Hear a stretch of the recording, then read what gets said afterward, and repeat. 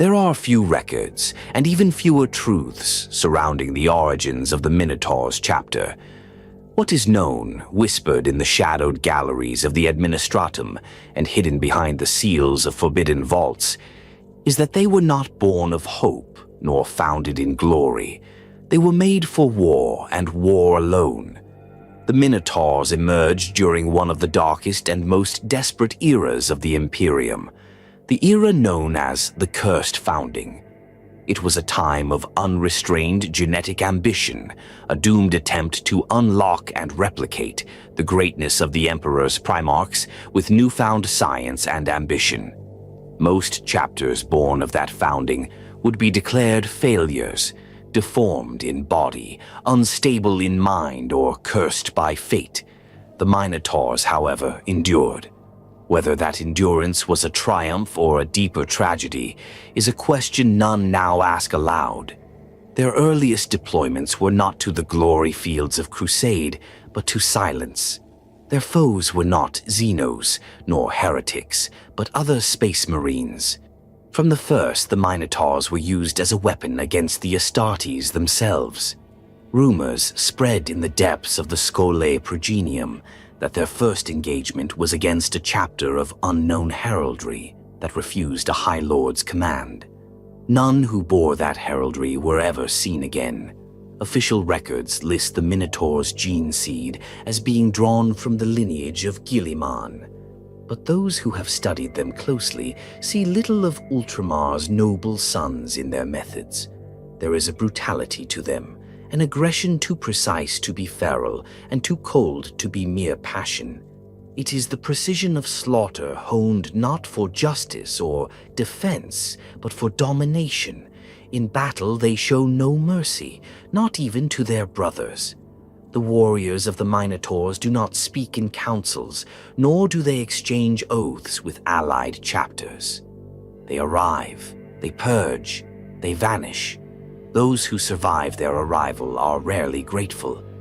It was in this shrouded origin that Asterion Moloc emerged. No one can say when Moloc assumed command. No records name his predecessor. No apothecarian recalls his elevation.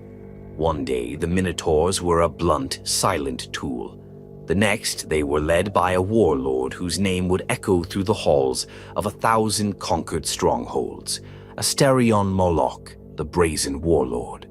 Whether he was the first chapter master or simply the first to leave a scar deep enough to be remembered matters little. With his rise came a transformation. The chapter became not just ruthless, but theatrical in its violence. Ancient war horns sounded across battlefields. Bronze-faced helms stared down entire legions. Fortresses burned in ritual pyres, their defenders torn apart not just by bolter and blade, but by the coordinated stampede of armored shock assaults that shattered defenses like glass. Some whisper that Moloc is not a man at all, but a weapon, grown in secret by the genetic artificers of the Adeptus Mechanicus in their most forbidden vaults, a living construct of terror. Others claim he is cursed, a revenant of a Primarch lost to time. These tales are never spoken in the open, not for fear of ridicule, but for fear of being overheard. What is known is this: when Moloc speaks, the Minotaurs obey without hesitation. When he points, they charge, and when he judges, entire civilizations are wiped from the stars. His first major campaign under the banners of the Imperium was known only to those who keep forbidden knowledge. It involved the purging of a secretive Space Marine chapter stationed near the eastern fringe. The reasons were never revealed, and the accused were not given a chance to answer. When the Minotaurs arrived, the defenders thought it a mistake, until the bombardment began.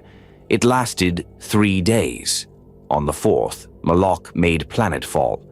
He walked through the ruins inspecting the execution before ordering every remaining building razed to ash. He left no message, no declaration.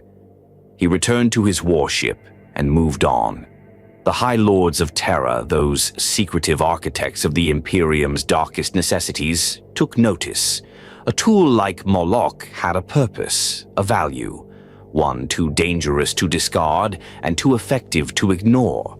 Thus, the Minotaurs were given resources. Where other chapters begged for gene seed or vehicles, the Minotaurs were equipped with fleets of rare pattern warships, Mark 8 armor, relics and weapons drawn from vaults sealed since the heresy. No one questioned why. No one dared. They simply appeared more armored, more armed, more unstoppable, like a silent storm gathering strength. Yet, in all their strength, there was no honor sought, no glory claimed. The Minotaurs bore no laurel, no celebratory hymn. They did not sing the praises of the Emperor. They did not kneel before relics or recite the catechisms of the Codex. Their faith was violence, and Moloc was their prophet. It is said that during the cleansing of the Barraspine sector, Moloc executed a governor personally for having attempted to barter for clemency using the lives of the local ecclesiarchy. The transmission cut off midway through the scream. When asked for an after-action report, Moloc simply submitted one word: done. To serve under him is to serve under silence and certainty. There are no speeches, no camaraderie. His presence is enough. He does not raise his voice, he does not need to. His will is as iron as his helm, which he has never removed in sight of another soul. The origins of the Minotaurs and of Asterion Moloc remain sealed behind layers of obfuscation and forbidden clearance. Some believe he is centuries old, others believe he has never aged. There are even those who claim there have been many Molocs, the name being a title passed from one clone to another. But all such claims end the same way: erased, forgotten, buried beneath more recent atrocities. What cannot be denied is the wake he leaves behind. With every campaign, a silence grows in the sectors, touched by his wrath. Entire regions fall quiet, not from peace but from fear, from compliance. From the knowledge that if Asterion Moloc is deployed, it is not to win a war, but to end it. The cursed founding gave birth to many tragedies. Some burned out in madness, some rotted into heresy. But in the Minotaurs, the Imperium found something more disturbing: a success. A success forged in secrecy, honed in blood, and led by a warlord who does not question his orders nor accept limits.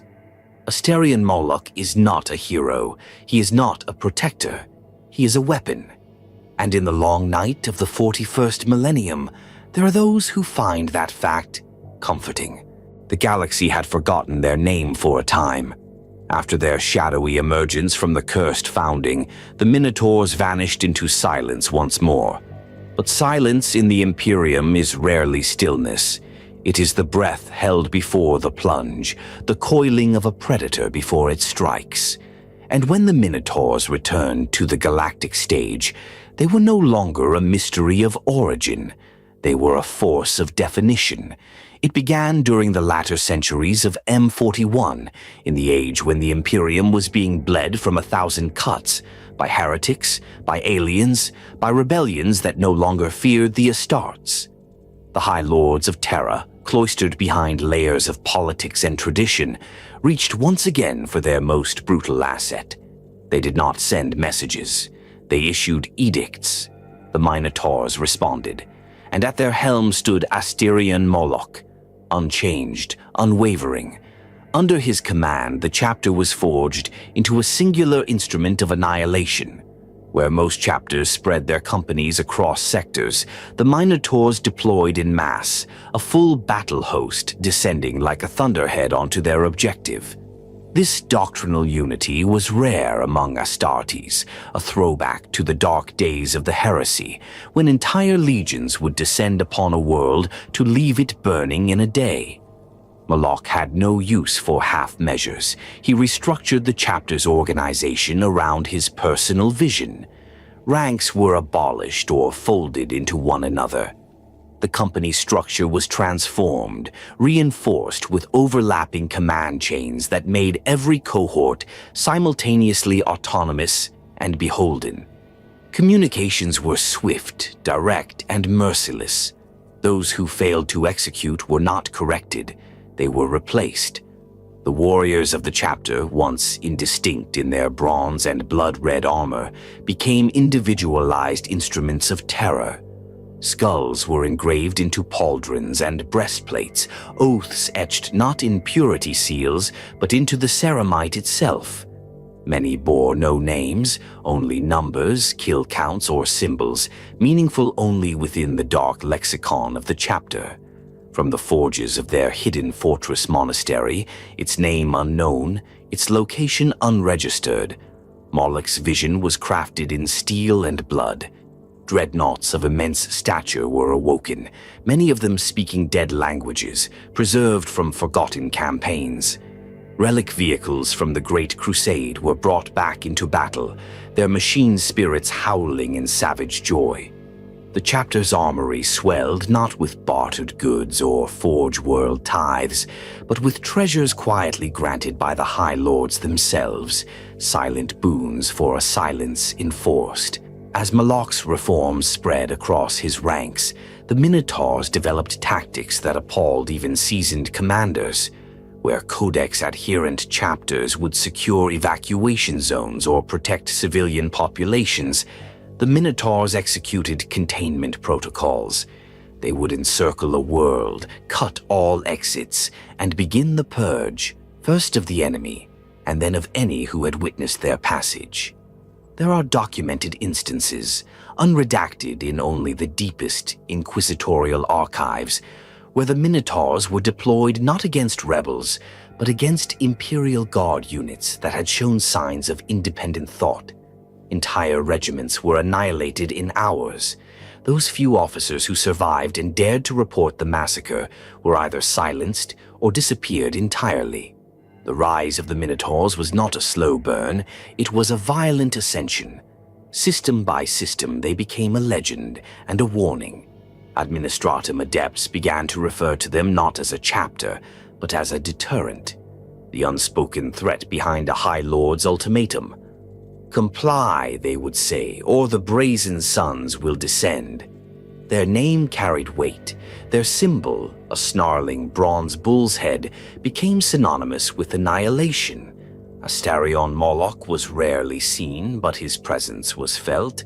He did not attend strategy conferences. He did not send envoys. He simply arrived and things died. The rise of the Minotaurs was not just measured in blood, but in fear. Other chapters began to view them with growing unease.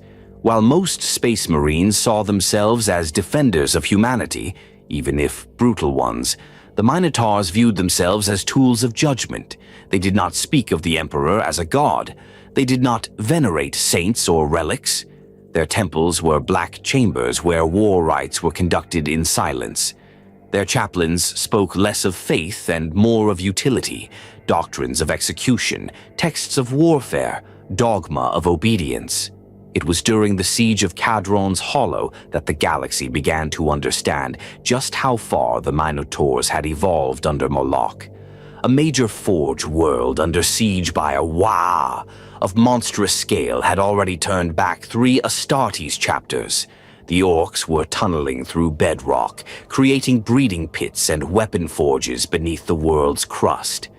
The Lords of Mars begged the Imperium for another intervention. It was granted. The Minotaurs arrived with 9 warships. Orbital strikes began before identification protocols had finished.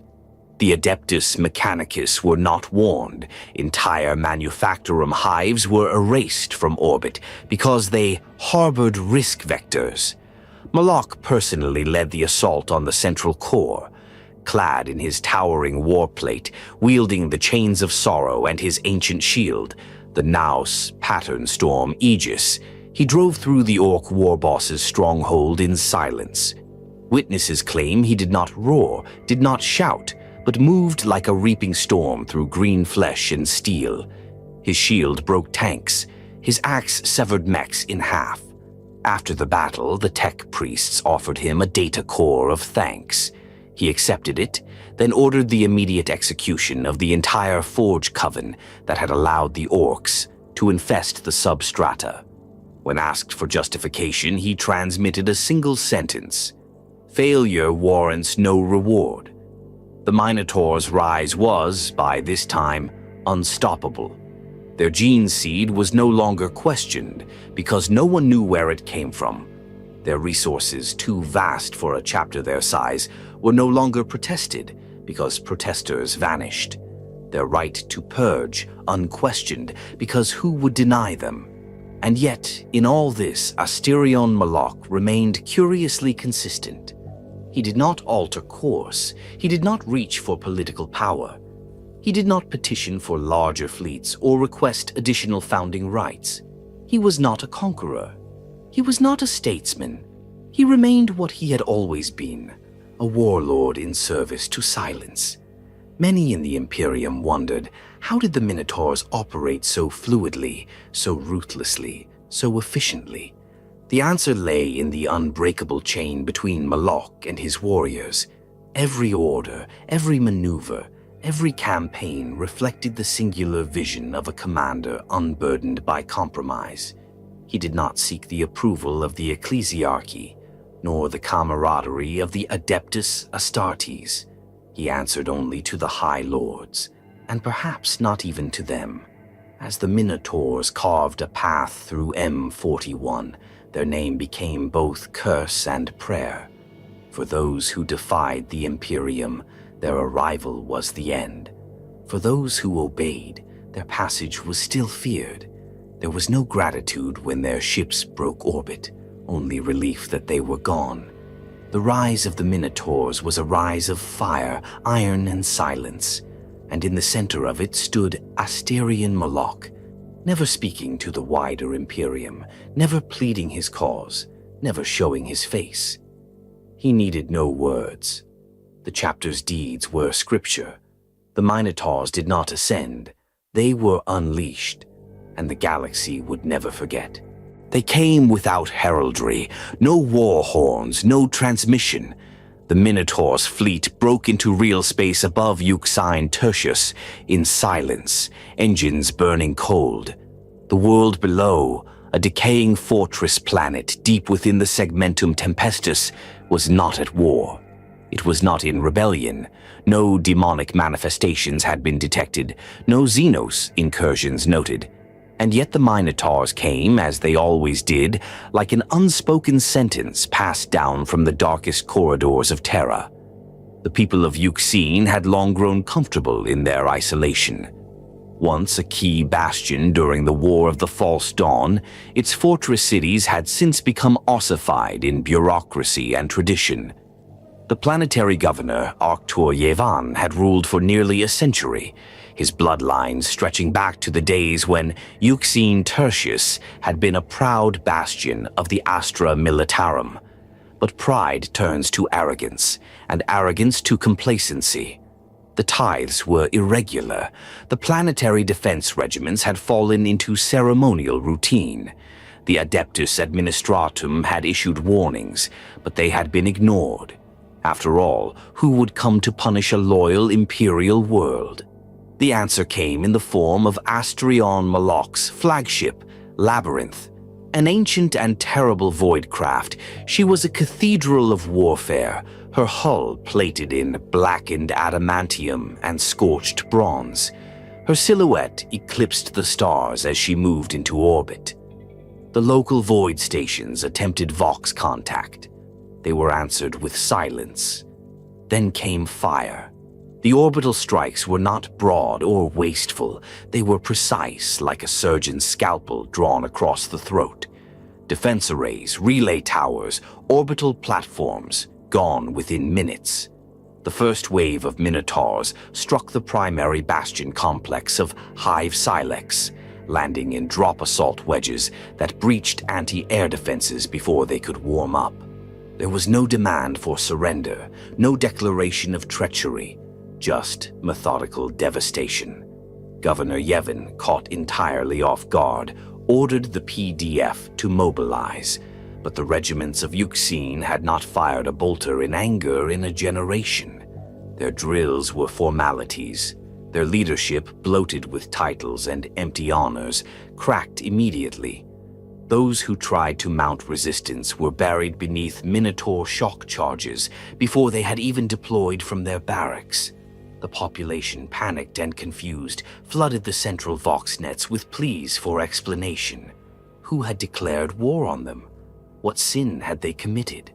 But the channels were already choked with the static of interference.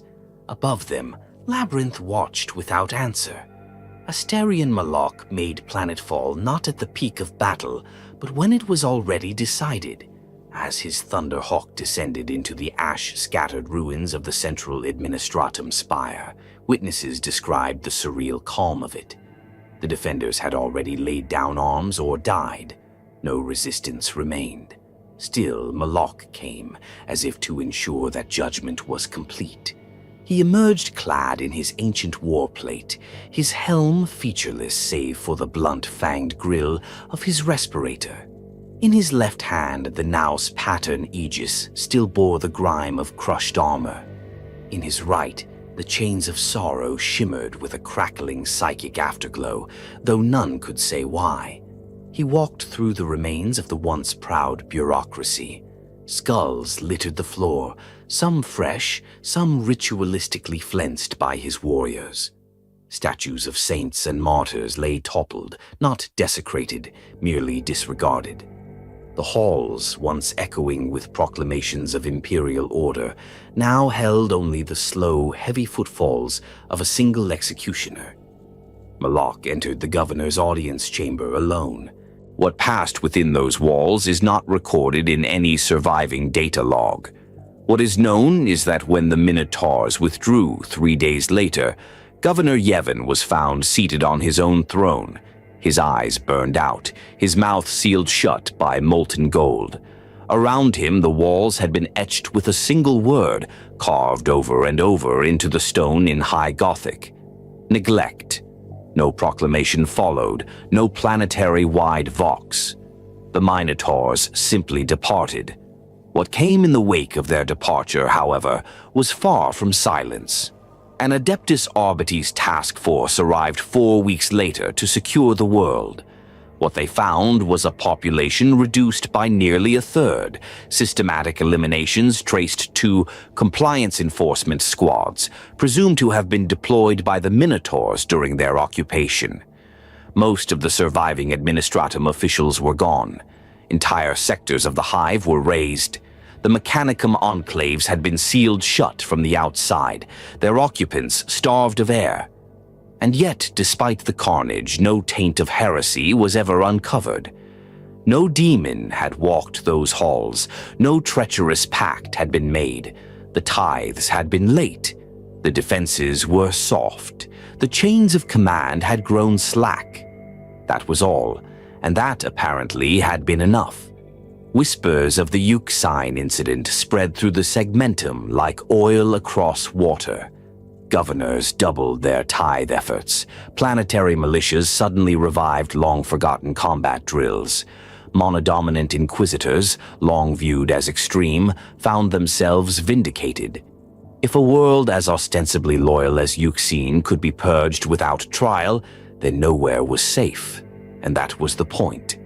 For Asterion Moloc, the Euxine incident was not an execution, it was a warning. A live demonstration of what the Minotaurs existed to do. In this, he served the Imperium not as a shield, but as a lash. Where the hammer of the Space Marines broke external enemies, Moloc served as the blade turned inward, shearing weakness before it could fester. The Euxine incident became a turning point in the perception of the Minotaurs. No longer were they merely a mysterious chapter of uncertain origin. They were now a living specter, the embodiment of what the High Lords could do when patience wore thin. Even among other Astartes, the incident drew breathless silence. Veterans of the Howling Griffins, the Iron Hands, and even the notoriously ruthless Red Scorpions murmured uneasily at the campaign's severity. The Minotaurs had turned the chapter's full might against an imperial world and left no one to question it. Internally, it is said that Moloc commemorated the victory not with honors or laurels, but with ritual silence. Upon returning to their fleet, the Minotaurs entered a 3-day fast from speech. No orders were given verbally. No oaths were spoken. Only the sound of breathing through helm vents echoed through the halls of their battle barges. To speak of the Euxine incident is to understand that in the eyes of Asterion Moloc, loyalty is not measured in prayers or banners, but in strength. And strength must be maintained. Without it, a world is nothing but a future enemy. For most Space Marine chapters, the ideal is to protect mankind. For the Minotaurs, under Moloc's guidance, that ideal is inverted. Mankind must be shaped, hammered into obedience. Those too weak to withstand the blow do not deserve the Imperium's protection. They deserve its punishment, and Euxine Tertius learned that lesson well. Hermetica Prime was not a world of beauty. It was a fortress world, gray and iron-bound, its cities built more for suppression than shelter. Towering bastions of concrete and ferrocrete choked its surface, each one bristling with macro laser batteries and flak turrets like the quills of a steel porcupine. It was a world constructed with paranoia, its spires angled like spears toward the void. But it had good reason to be wary, for its people had inherited a legacy of betrayal.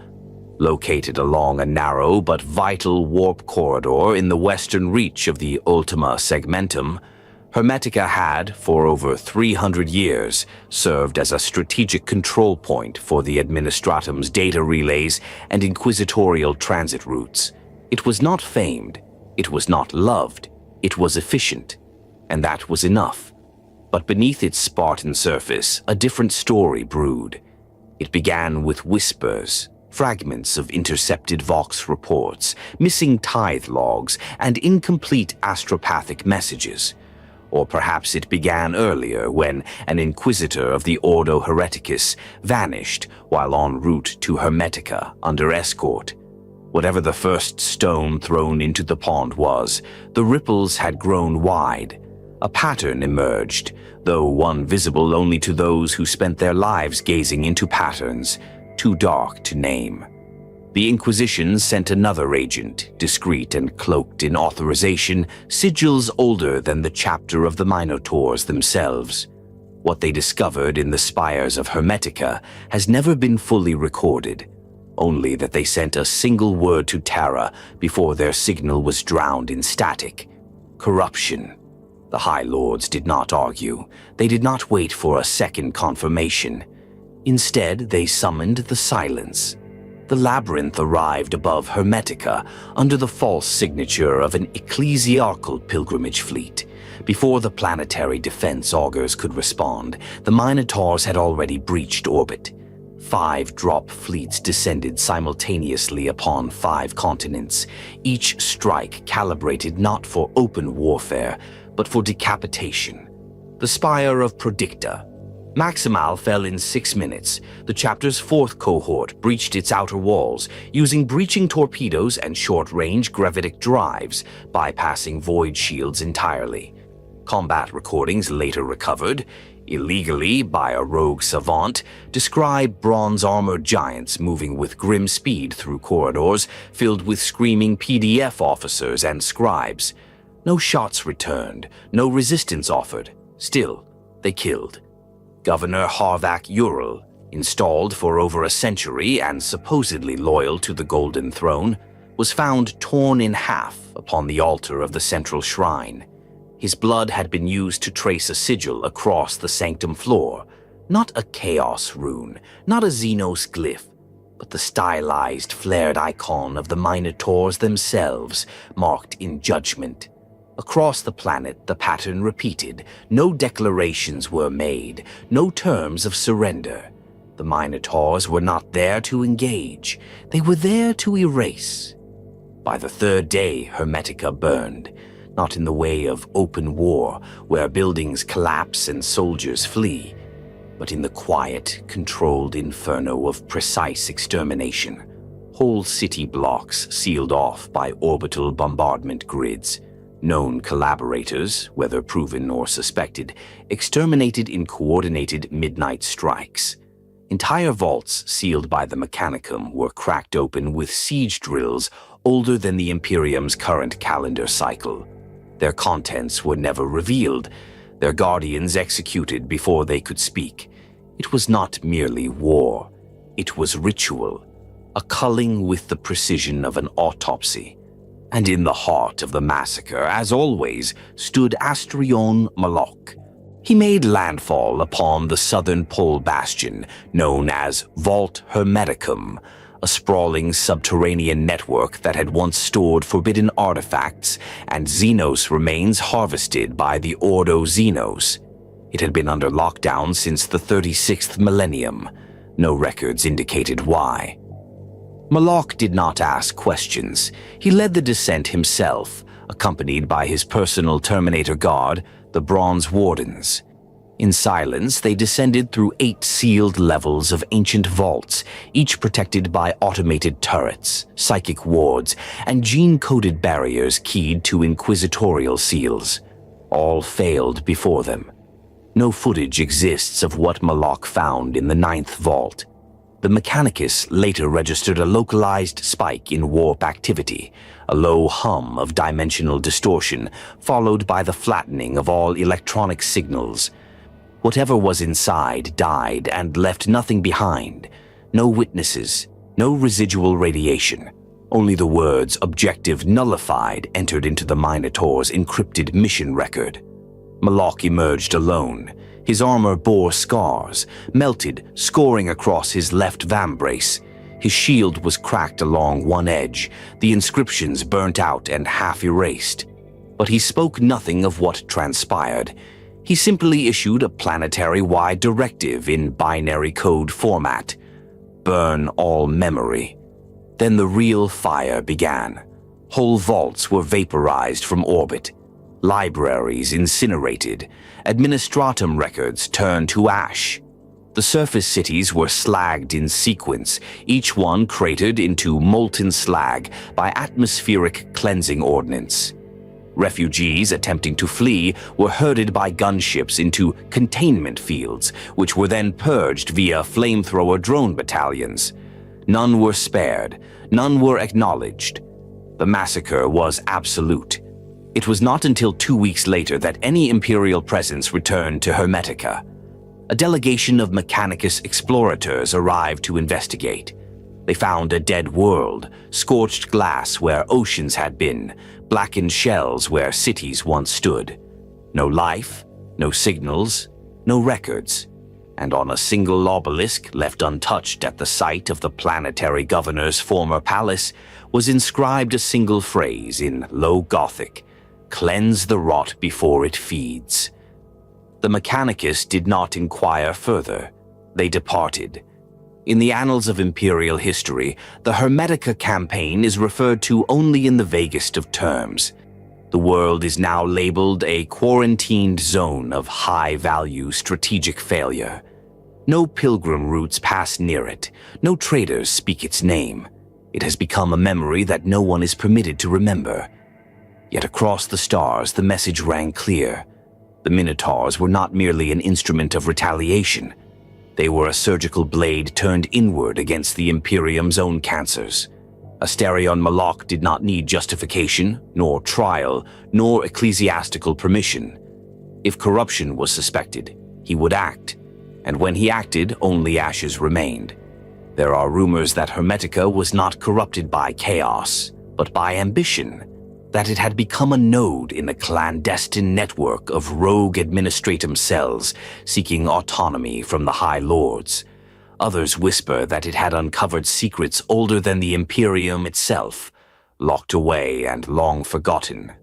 Whatever the truth, it mattered little. To Moloc, the cause was irrelevant.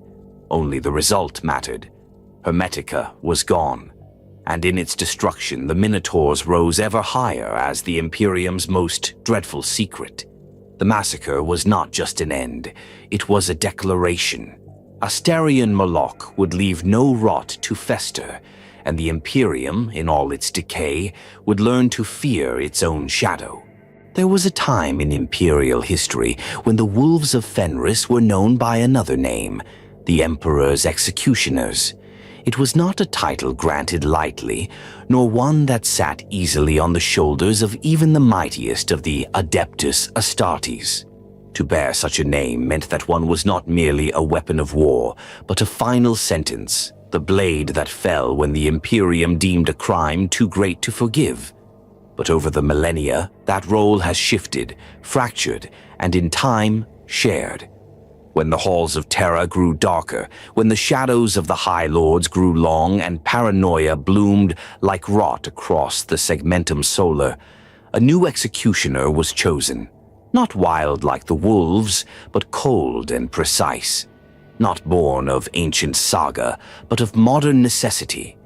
That executioner was Asterion Moloc, and unlike the sons of Rus, Moloc did not leave witnesses to sing of what he had done. The redefinition of the title, Emperor's Executioner, did not come with fanfare. There were no proclamations issued, no banners raised. It came as all things in the Minotaurs' history did, through action and through silence. It began with the cleansing of Icaros Reach.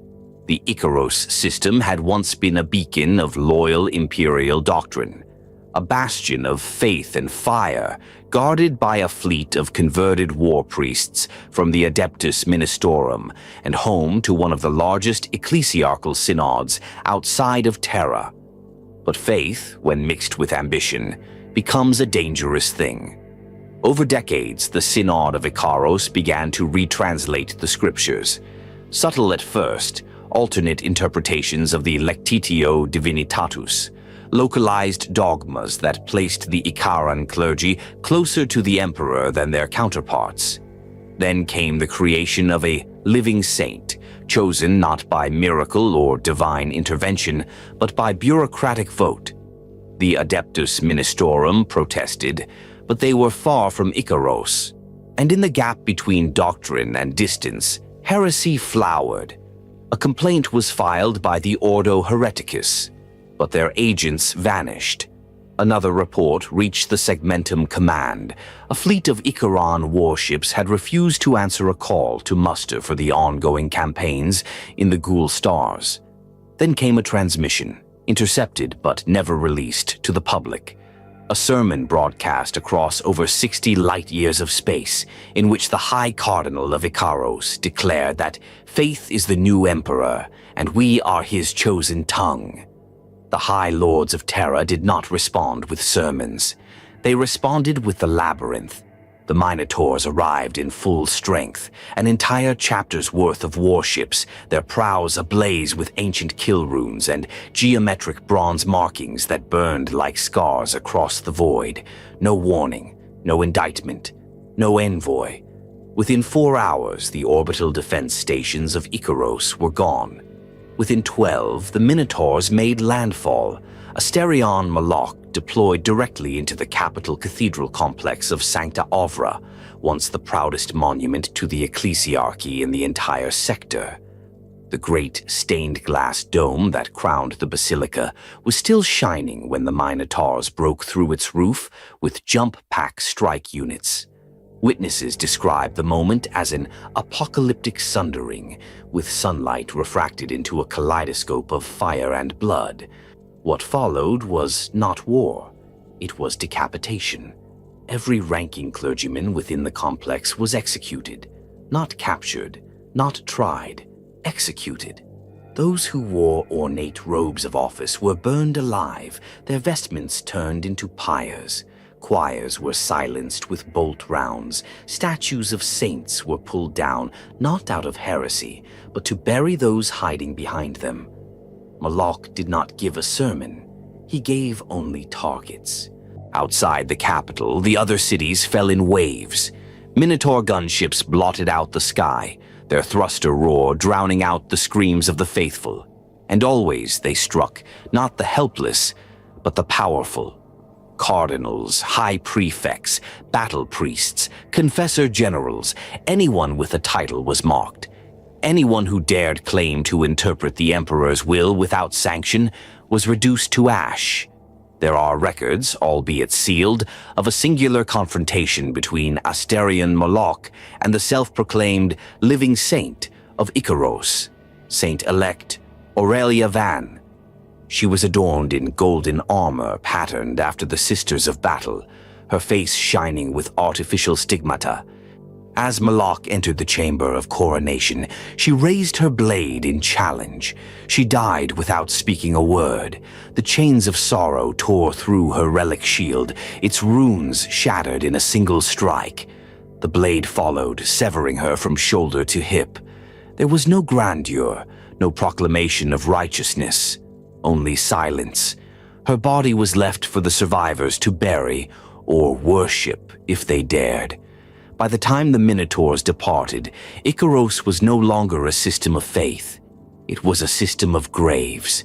Of the 12 worlds once under the Synod's control, 7 were deemed compromised and scoured entirely. The remaining 5 were forced to sign over their governance to the Adeptus Terra directly. The ecclesiarchy was banned from returning for 200 standard years, and no one questioned the judgment, because no one dared. The message was clear. Faith without sanction is heresy, and the Minotaurs had become the sanction. It was after Icaros that the name Emperor's Executioners began to reappear in certain classified circles, inquisitorial reports, Adeptus Mechanicus transmissions, even the private dossiers of the Segmentum Solar Fleet Lords. But it was not referring to the Space Wolves, it was referring to the Minotaurs, to Asterion Moloc. Unlike the wolves, the Minotaurs did not ask questions before drawing their blades. They did not sniff at the wind or wait for signs. They were sent, and when they arrived, the outcome was never in doubt. And unlike the space wolves, whose loyalty sometimes strayed to their own codes and the sense of honor, the Minotaurs obeyed, always, without deviation, without hesitation. Moloc's authority did not come from legend or primarchal inheritance. It came from silence, from the unbroken, unrecorded chain between Terra's deepest chambers and the brazen warlord with the blank helm and the unwavering blade. He was not loved, he was not admired, he was feared, revered perhaps, but never embraced. And in that fear, the Imperium found comfort. Because in an empire held together by crumbling faith, brittle law, and the decaying remnants of a shattered dream, sometimes only fear remains to keep the fires burning. And Asterion Moloc was that fear given form. He did not wear the title of executioner as a badge. He wore it as skin. The old title lives on in the sagas of Fenris, but in the shadows of Terra, in the crypt vaults of the Inquisition, and in the hushed meetings of planetary governors who dare to question too much, it is understood there is a new executioner, and his blade does not miss. The Badab War was a reckoning. It began as so many tragedies do in the Imperium, not with heresy, but with pride. A border conflict, a tithe dispute, a lord too confident in his authority. Luft-Huron, the so-called tyrant of Badab, declared defiance not through open rebellion, but through silence, deferring summons, delaying demands, and shielding his power behind the veil of independence in a region where oversight was thin and imperial resources stretched to their thinnest. But pride, once allowed to root, grows into rot. And in the Carthay sector, rot was blooming. By the time Terra recognized the danger, it had festered too far. The Astral Claws, once a proud chapter, had begun absorbing smaller ones, charnel guard, executioners, lamenters. The tyrants swayed them with calls for regional autonomy, for martial independence, for liberation from Terra's decaying grip. The Imperium could not allow it, and so the call was made, not for negotiation, not for containment, for war. Among the first chosen to answer that call was a name already spoken in hushed tones across the Segmentum Tempestus, the Minotaurs, and at their head, Asterion Moloc, harbinger of compliance, instrument of silent wrath, was unleashed. Unlike many Loyalist chapters who approached the campaign with caution, seeing Huron's rebellion as a tragic divergence rather than a threat to the Imperium entire, the Minotaurs did not hesitate. They did not debate treaties or question allegiances or hesitate over old bonds. They arrived in full force, and they came to kill. The Minotaurs entered the Badab conflict like a collapsing star, devouring everything around them. They made no formal alliance with other Loyalist chapters. They did not coordinate deployments through sector command. They picked targets and moved. One by one, the Astral Claw's allies began to fall, not to the crushing tide of war, but to precise, relentless annihilation. The Lamenters, tragic in their misguided loyalty, encountered the Minotaurs at the Battle of Optera's Bastion. The records are still debated in apocryphal vaults. Officially, the Lamenters attempted to surrender after realizing the full extent of Huron's heresy. Unofficially, they tried to parley. It did not matter. The Minotaurs launched a full-scale assault on their flagship flotilla before negotiations could even begin. The Aletheia Rex, once the pride of the Lamenters' fleet, was cracked in two by a ramming action from the Minotaurs' own Basilicon Minoicus, its forward hull shearing through reinforced void plating like a predator's maw. Survivors who ejected in escape pods were retrieved, only to be executed aboard the labyrinth after interrogation. Moloc himself made planetfall on the Forge World moon of Optera Minor during that campaign, engaging directly with elements of the Executioner's chapter. It was one of the few times he faced opponents of comparable ferocity, warriors who, like his own, embraced the brutal clarity of melee and the raw finality of death. The battle lasted 18 hours. In that time, the moon's crust fractured from the intensity of the bombardments and orbital counter-barrages. Reports recovered by Ordo Xenos agents embedded within the Loyalist lines describe close-quarters fighting in subterranean geothermal caverns, Moloc wielding the Chains of Sorrow against Executioner champions, his shield turning thunder hammers and roaring chain axes with unbreakable resolve. No quarter was given. By the end, the Executioners had withdrawn, bloodied and enraged, leaving behind thousands of dead.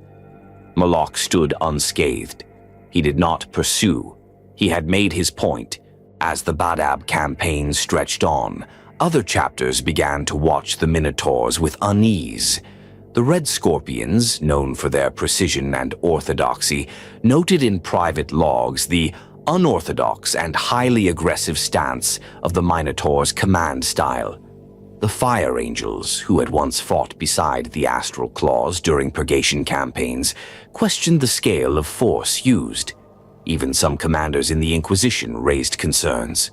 Moloc ignored them all. He was not in Badab to win allies, he was in Badab to end a rebellion, and end it he did. In the final stages of the war, as the Loyalist forces closed on Huron's stronghold in the Badab sector proper, the Minotaurs were assigned the key objective of dismantling the orbital bastions, guarding the outer edges of the tyrant's dominion. These were no mere defense platforms. They were heavily fortified star forts, each one garrisoned by elite astral claws, retrofitted with stolen mechanicum weaponry and heretical energy shields. The Minotaurs boarded every one. No star fort survived the week. They did not rely on void warfare specialists or protracted siege lines. They launched concentrated, brutal boarding actions, tunneling through hulls with melta charges, deploying modified breacher dreadnoughts, and using gravitic disruptors to collapse entire deck levels into themselves.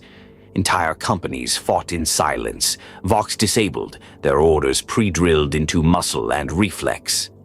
Death squads of bronze-armored killers moved like clockwork, purging floors in synchronized formations, leaving corridors littered with shattered armor and pools of traitor blood. When they finally reached the central spire of Starfort Baphomet, the Minotaurs planted charges not to claim it, but to erase it.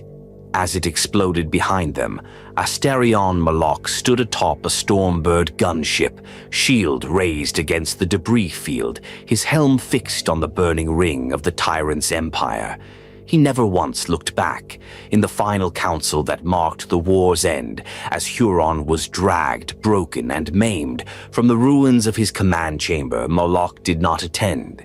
He sent no delegates. He claimed no honors. Instead, he left a single message etched into the hull of the destroyed tyrant's flagship. Treason is not questioned. It is ended. The Minotaurs departed the Badab sector in formation, leaving behind no markers, no celebratory relics, no commemorative shrines, only wreckage and fear. After the war, those who had fought beside them were left to sift through the consequences. The Lamenters were nearly annihilated, the Executioners exiled, the Firehawks vanished, and yet the Minotaurs remained untouched. No accusations reached them, no inquiries were answered. The High Lords of Terra, so vocal in the prosecution of traitor chapters, offered no judgment upon Moloc's methods. Perhaps that was the judgment. In the aftermath, the title Executioner was spoken with new weight, not a name of legend, but a role of terror. And those who had seen the Minotaurs at Badab knew this. If Asterion Moloc came for you, it did not matter what your reasons were. It did not matter who you once were. There would be no court, no trial, only fire. The march to Badab was not a campaign. It was a message. And the Imperium, bloodied, battered, but still standing, listened. Optera was a sunless moon, a dead celestial husk orbiting the gas giant Arios in the southern reaches of the Maelstrom border. Though devoid of natural light, its surface shimmered faintly under the constant wash of solar flares from its parent planet, a ghostly flickering place of blackened plains and jagged obsidian mountains. Few in the Imperium even knew of its existence. Fewer still dared tread upon it. For centuries, Optera had served as a listening post, an outpost station manned by a minor branch of the Adeptus Astra Telepathica, a facility built into the rock, sunken beneath mountains and fortified with void-hard bulkheads. Its purpose was known only to the Ordo Astartes and select divisions of the Segmentum Command, to monitor warp echoes emanating from the Maelstrom, tracking the sorceries of the warp-flooded region, and flagging psychic anomalies before they could manifest into full demonic incursions. But in the final years of the Badab War, the facility went dark.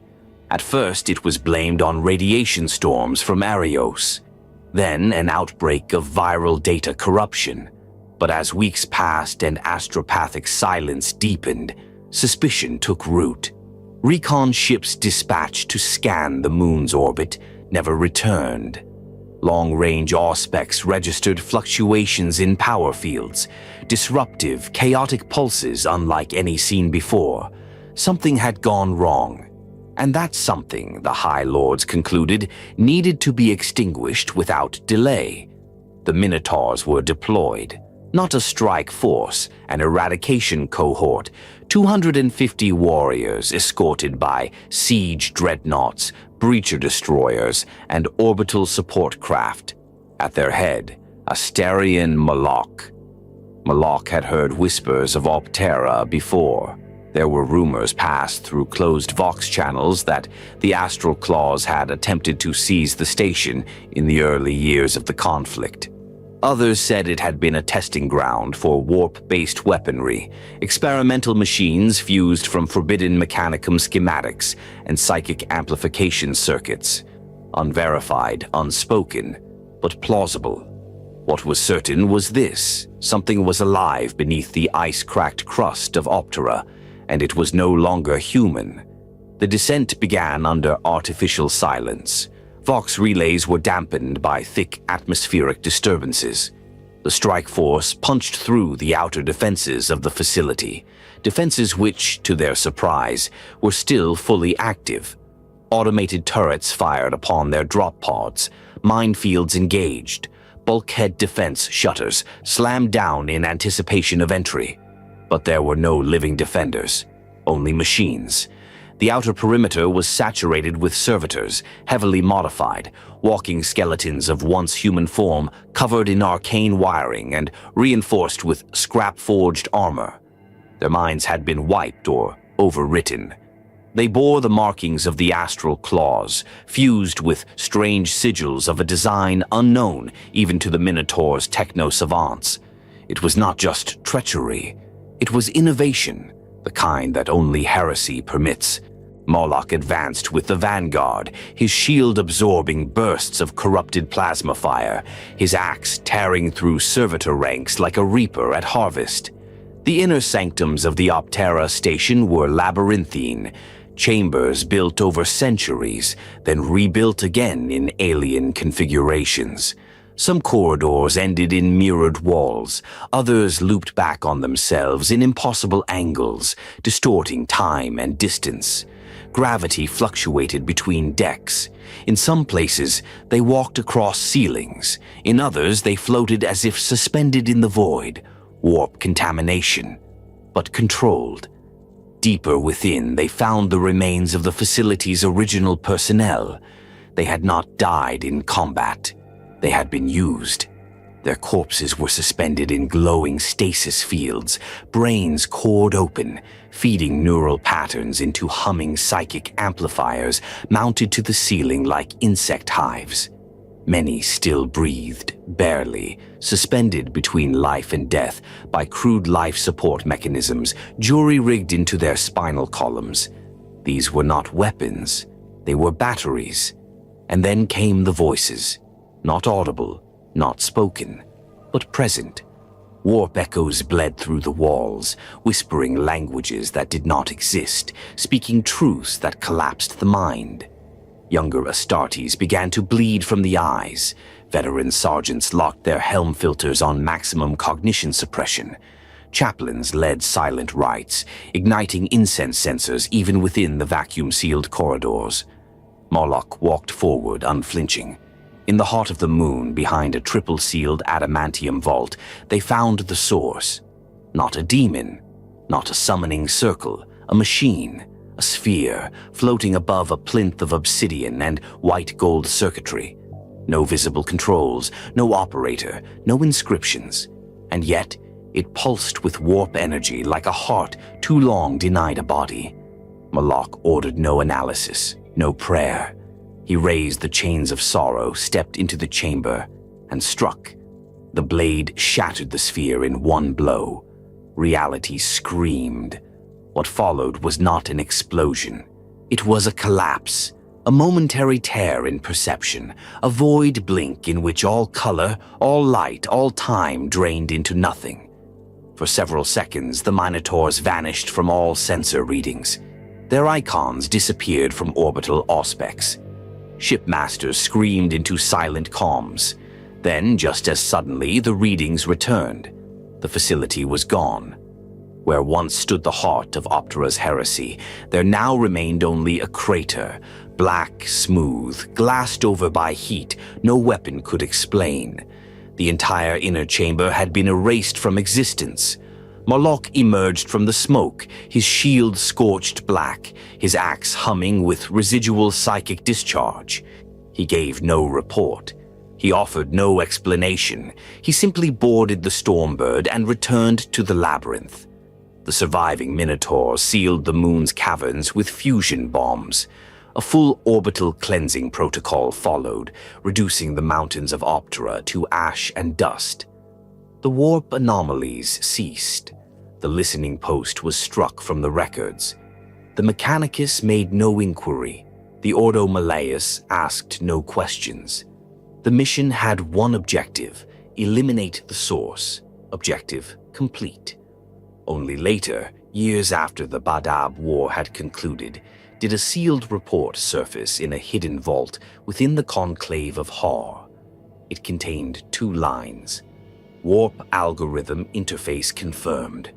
Human-machine synapse achieved. Source neutralized. Minotaurs remain loyal. Do not ask what they saw. The incident was never spoken of again. But in the darkness of the Imperium, Where things are not forgotten but buried, Optera remains a memory carved into silence. For Asterion Moloc, it was not victory, it was necessity. And for the Imperium, it was another truth too dangerous to name.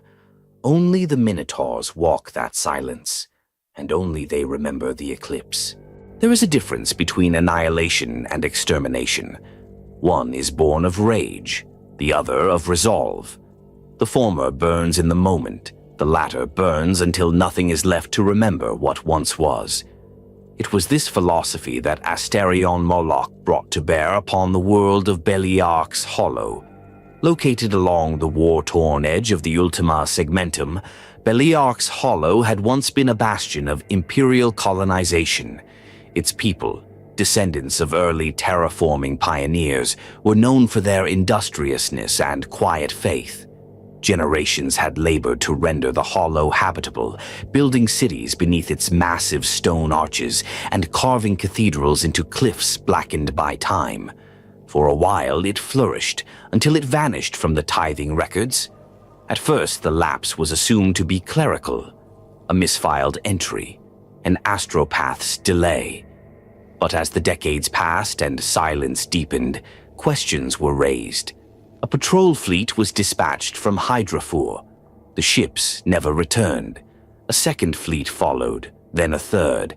The last transmission from the final fleet commander was a fragmented, whispered signal ending in a single, terrified word. He waits. When the Minotaurs arrived, they did so not in force, but with surgical intent.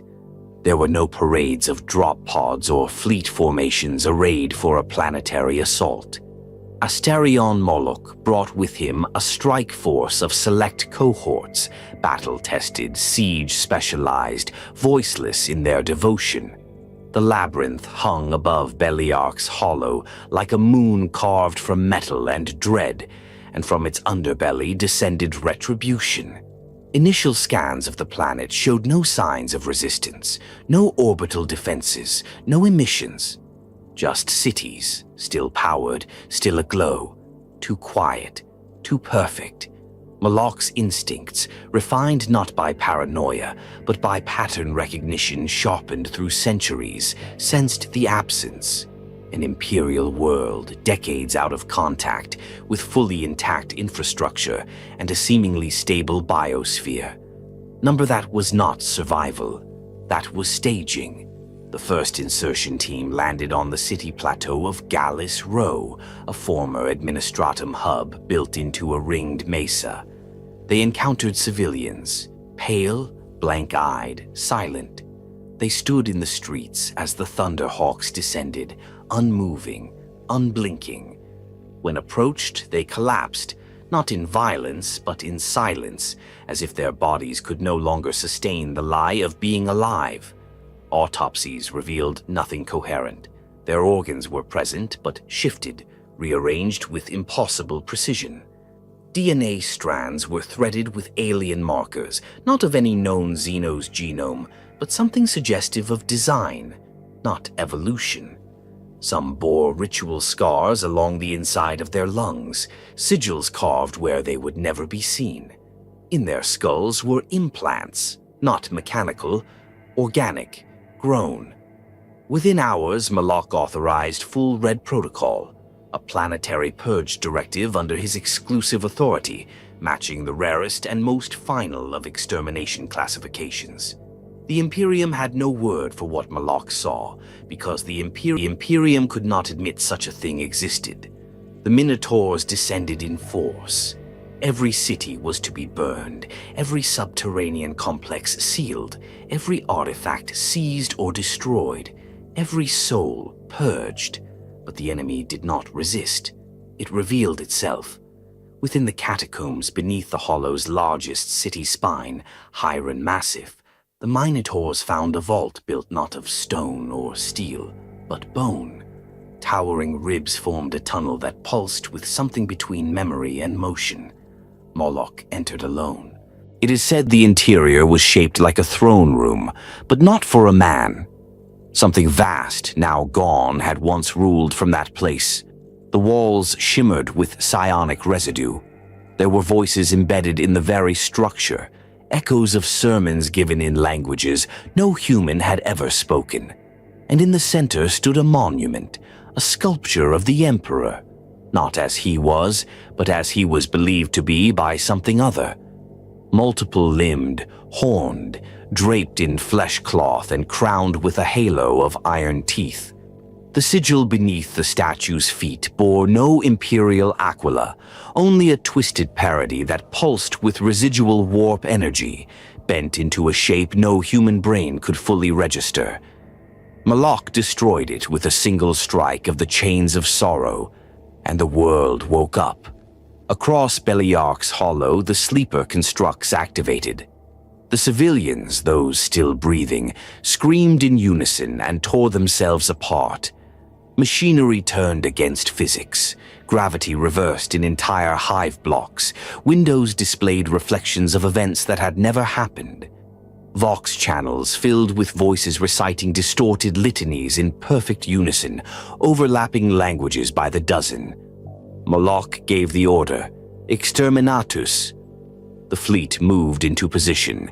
The labyrinth's ventral hangars opened to reveal a relic from the Great Crusade, an atmospheric detonation weapon codenamed the Emperor's Halo. Believed lost for 10,000 years, it had been preserved deep within the Minotaurs' vaults, a weapon whose existence was denied even by the Ordo Malleus. It was not nuclear, not viral. It was conceptual, a warp-charged device that erased identity at the planetary level, turning history, memory, and even genetic code into nonsense. Moloc himself activated it, locking his armor's gauntlet into the firing cradle and speaking a single phrase recorded in a language none on board understood. The hollow died, not in flame, not in ruin, but in deletion. No crater was left, no tectonic instability. The world remained, but its identity did not. Beliarch's hollow became blank, a slate with coordinates but no name. Auspec's scans revealed empty geography. Where once there were cities, there were now plains of smooth, uniform stone. No weather, no fauna, no atmosphere. A planetary ghost. The Minotaurs departed. No remains were collected, no relics retrieved. The High Lords were informed via closed signal that pervasive corruption was eliminated. No further inquiry was made.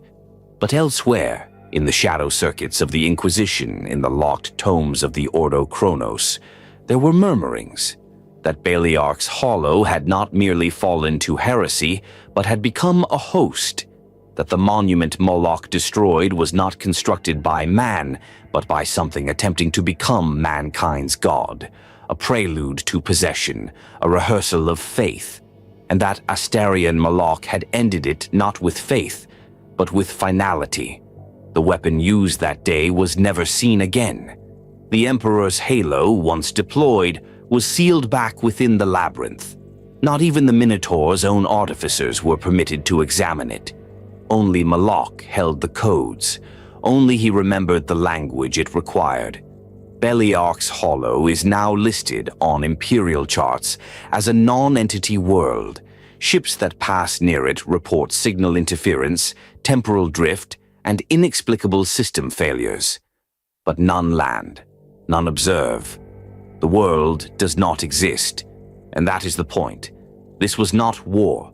It was extermination in its purest form, and it was done in the Emperor's name. Asterion Moloc, the brazen warlord, had drawn the blade of truth across a cancer the Imperium could not name, and in doing so reminded the galaxy of a terrifying truth. The Emperor's will is not kind, it is absolute. Amara Prime was a fortress world, not by birth, but by necessity. It had once been a shrine planet, its surface encrusted with cathedrals, reliquaries, and endless fields of ossuaries, the graves of saints and martyrs, long since forgotten by anyone but the scribes of the ecclesiarchy. In ages past, it had been a beacon of pilgrimage, a place where the Emperor's faithful could walk in solemn reverence across landscapes paved with the bones of the pious. But reverence can curdle into rot, and sanctity Left unguarded becomes invitation. The fall of Amara Prime began not with war but with silence. Pilgrims stopped arriving. The relay beacons fell dark. No distress signals were sent. Just absence. For a time, the silence was blamed on warp storms. When the storms passed and still no contact came, a delegation of Sisters of Battle was dispatched from the Order of the Golden Flame. They never returned. The Ecclesiarchy requested aid from the Ordo Hereticus. A single acolyte was sent. She returned, but she returned alone and blind. Her eyes had been burned from her skull, yet not by fire or blade.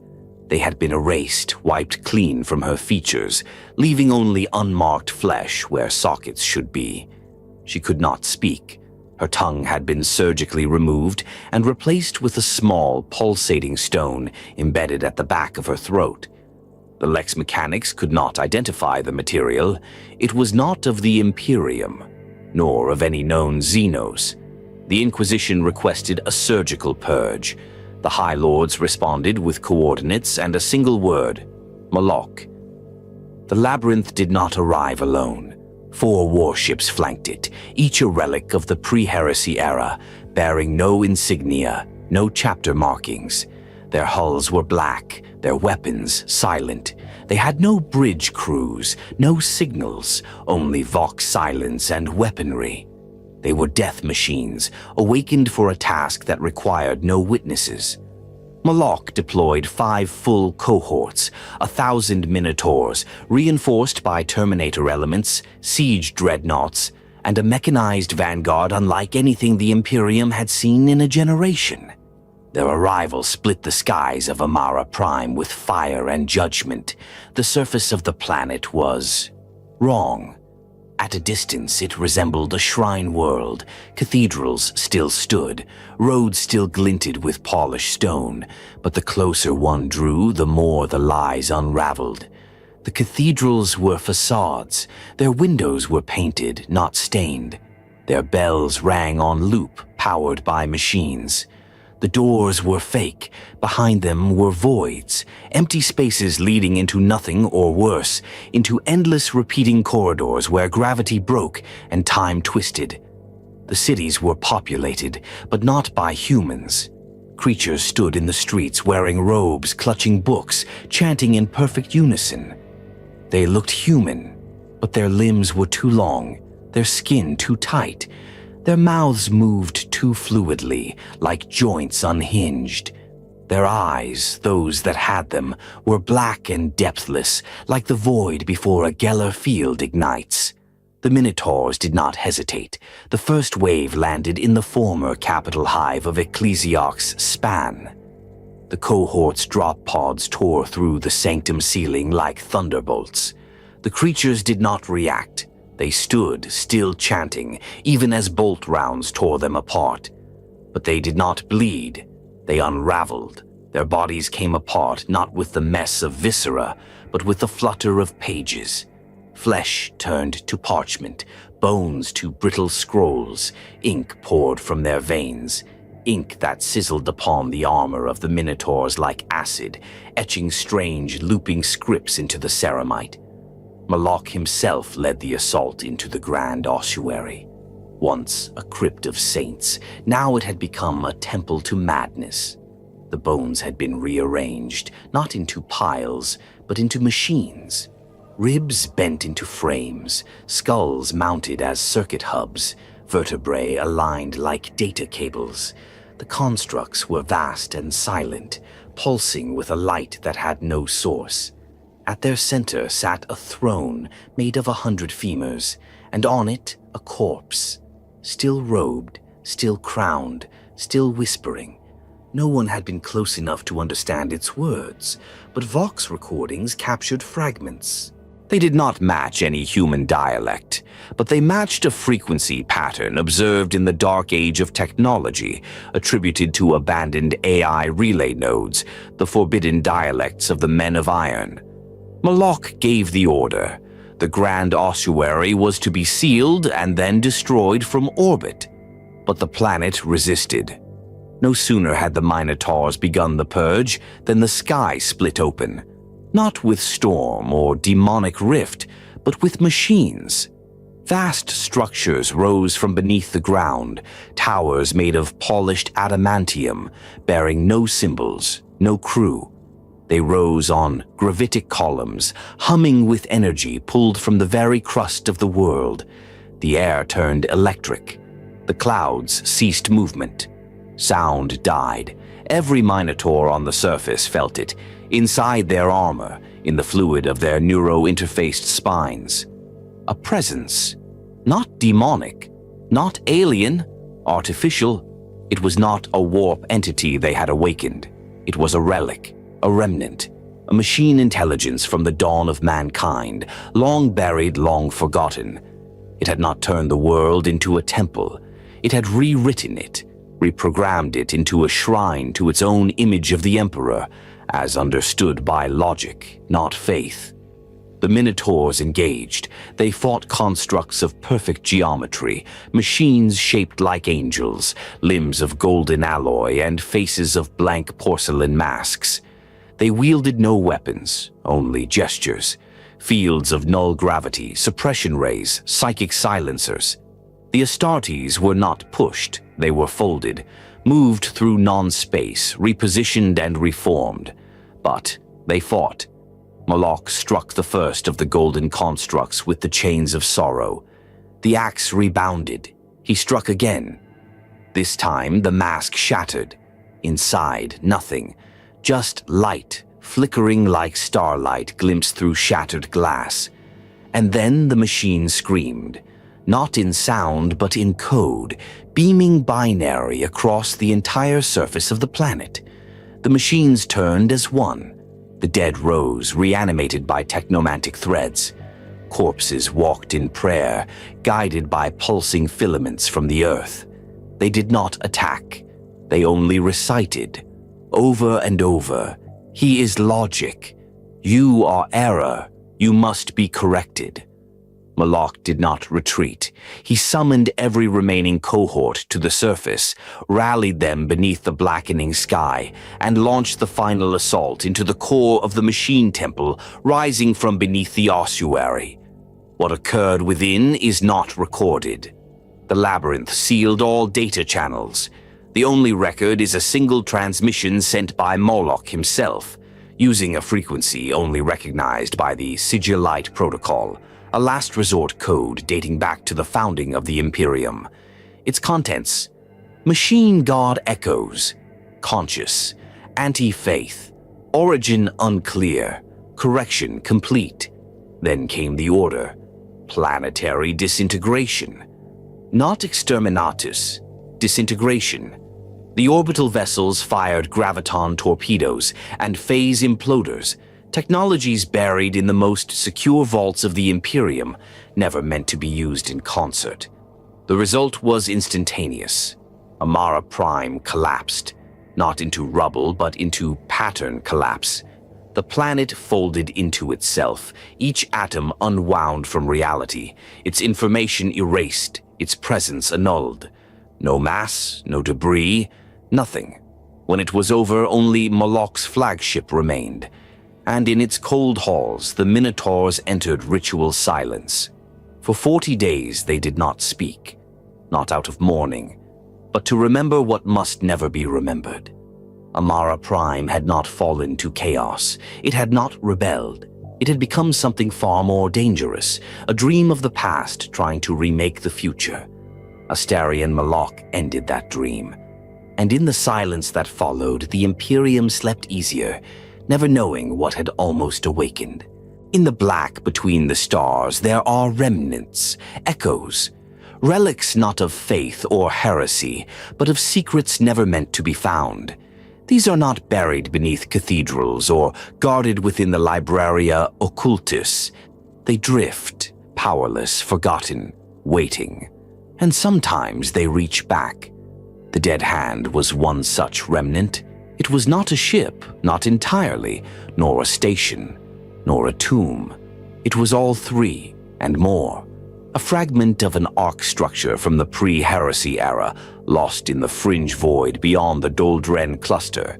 Catalogued once under the designation Eterna Cordis, it had vanished during the Scouring, last reported fleeing a massed assault from traitor Iron Warriors and Word-bearers during the Legion Wars. That was 10,000 years ago. Then it reappeared. A listening post in the outermost spine of Segmentum Tempestus, Station Auricon, detected a gravitational ripple.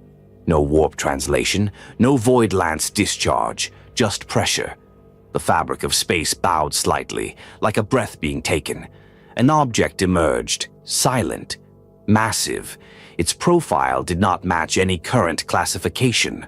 Old auger systems, reactivated in panic, produced a fragmented designation: Cordis, hand, dead. The dead hand, as it came to be called, did not transmit. It did not power weapons.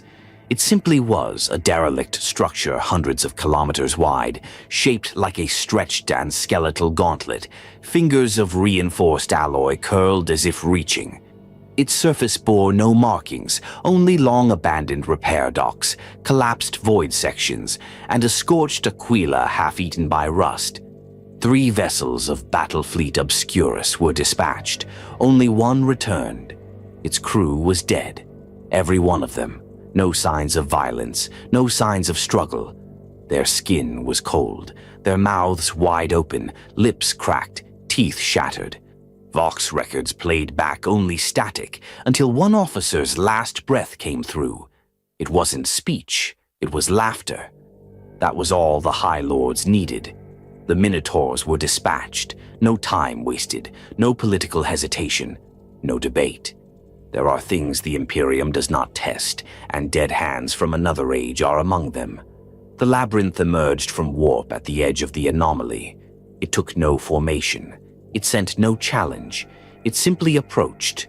Asterion Moloc stood in the strategium, gazing at the slowly turning mass of the dead hand through a vault-thick observation port. His shield, the Naos pattern Aegis, was at his side. His axe hummed faintly, already aware. Moloc understood something the rest of the Imperium did not. The past is not dead.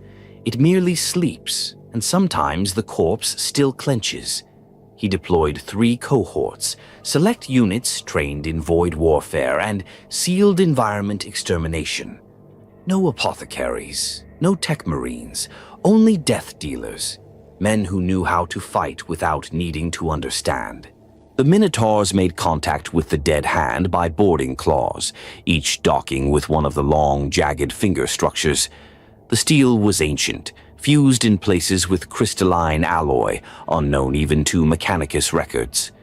The internal pressure was absent. No air, no gravity, yet no signs of hull breach. Inside, they found corridors lined with cryo-coffins, millions of them, stacked from floor to ceiling. Most were shattered. The bodies within?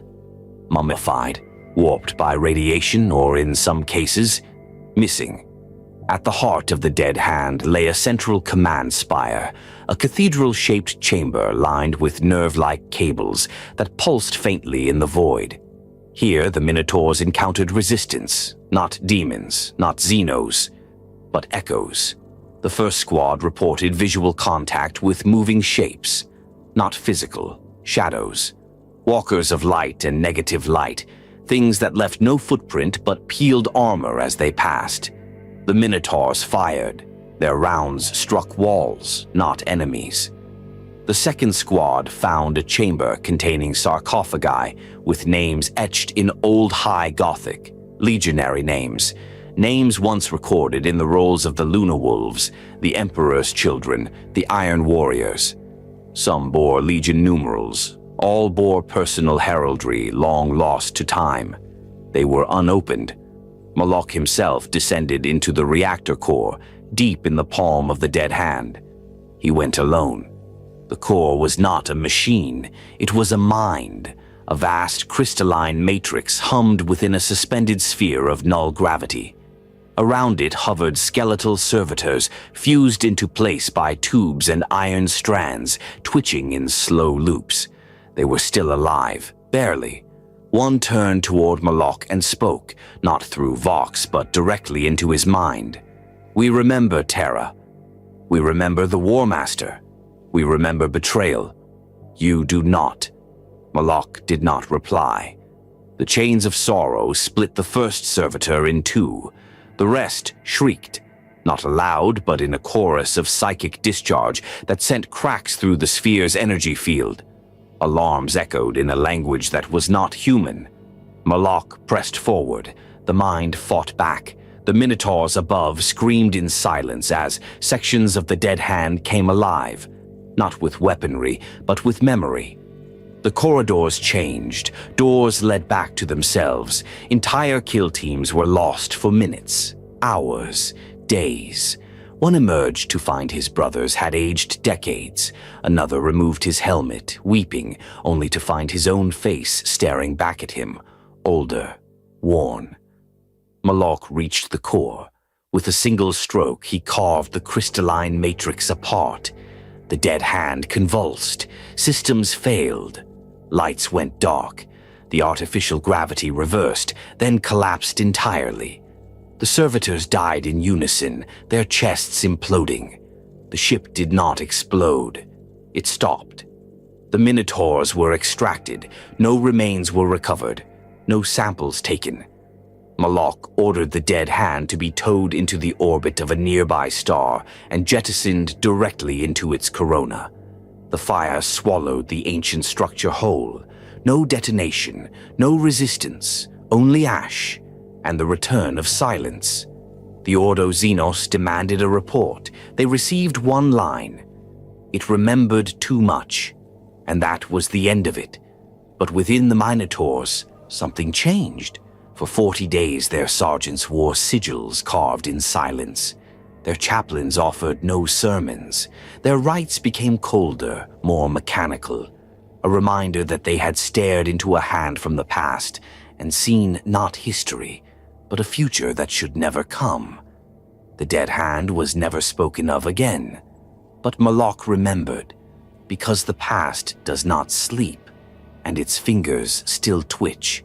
When the Great Rift split the Imperium in two, when stars were extinguished by the warp's endless hunger, and brother was severed from brother by a scream that never stopped echoing, the galaxy changed. But Asterion Moloc did not. Where others despaired, he recalculated. Where noble chapters scrambled to protect their homeworlds, to rally their banners beneath shattered constellations, the Minotaurs did not look back. They looked to Terra, and Terra gave them purpose. The Indomitus Crusade was a weapon of hope. Guilliman's vision for a renewed Imperium, a shield to protect the embers of mankind from the cold breath of extinction. But even the noblest of crusades requires a darker blade, hidden behind the fanfare, one that strikes without warning, without need for thanks, without mercy. And so the Minotaurs became that blade. Their orders did not come through crusade channels. They came through sealed vaults and autoscribes bearing the sigils of the Senatorum Imperialis. Unmarked data slates etched in gold steel passed through hand after hand until they arrived on the deck of the labyrinth. Every order ended with the same command: purge deviation, restore unity. Their first target during the Indomitus Crusade was not a heretical world, not a demonic fortress. It was a fortress monastery. The chapter in question has no official name now, struck from the Librarium Astartes.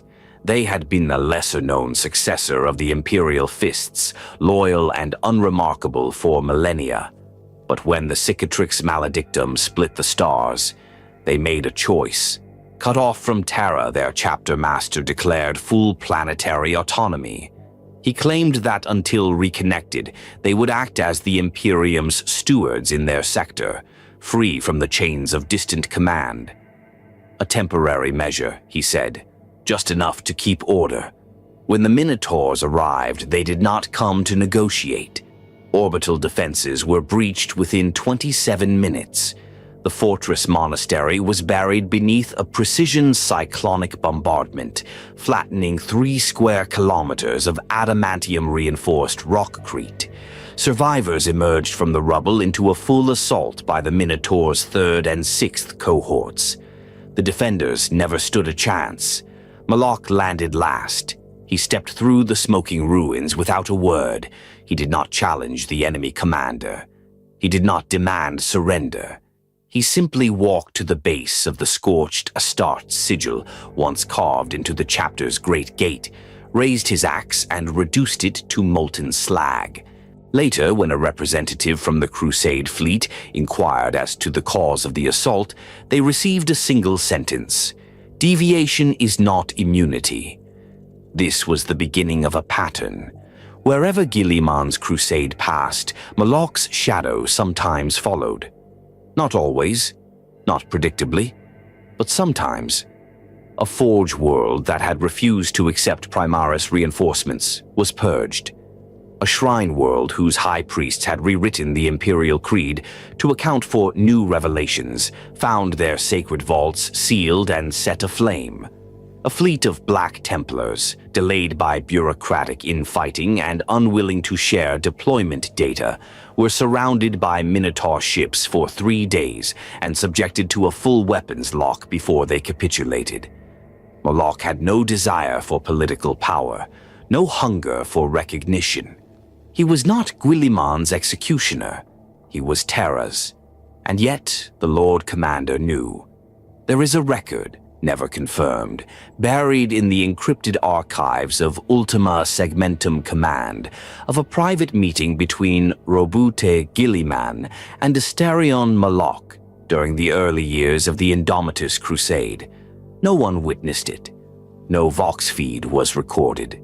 Only that the Labyrinth docked briefly with the Macrag's honor, and for 6 hours both ships went dark. When they parted, no words were spoken, no declarations made, but afterward Guilliman never questioned Moloc again. The campaigns that followed were among the Minotaurs' most brutal. On the Forge Moon of Lurkan IX, corrupted Skitari legions had fused flesh with failed Necron technology, building living engines of silver-wrapped heresy. The Adeptus Mechanicus requested authorization to cleanse their own. It was denied. The Minotaurs were sent instead. The resulting assault saw entire Manufactorum towers collapse beneath coordinated orbital strikes. Assault Centurions punched through kilometer-thick foundry walls, dragging out screaming magi with neural cords still pulsing in the dust. No artifacts were recovered. All were destroyed. Even STCs were obliterated. When the Fabricator General protested, he was given a single transmission, signed with the sigil of the Senatorum. Your loyalty is noted. Your attachments are not. But not all of Moloc's campaigns during the Crusade were against the Imperium's own. On the ash world of Viros Prime, the Minotaurs encountered a splinter of Hive Fleet Gorgon, strange, adaptive, highly specialized tyrannid organisms that mimicked Imperial weapons. Bioweapons that spat bolter fire, winged beasts with mock servo harnesses fused into their backs. It was not mimicry. It was mockery. Moloc led the charge himself, descending into the central pit of the largest hive node. His armor was torn in 3 places, his shield scorched. The chains of sorrow dripped with acidic ichor that hissed even against adamantium. He fought without retreat, bisecting bio-titans with single blows, smashing their false constructs of Imperial technology beneath his boot. And when the last hive node pulsed its death thrum, the Minotaurs burned every trace of the alien DNA. No samples were sent for study. No Xenos tech preserved, only fire. Because to Moloc, the crusade was not about renewal. It was about correction.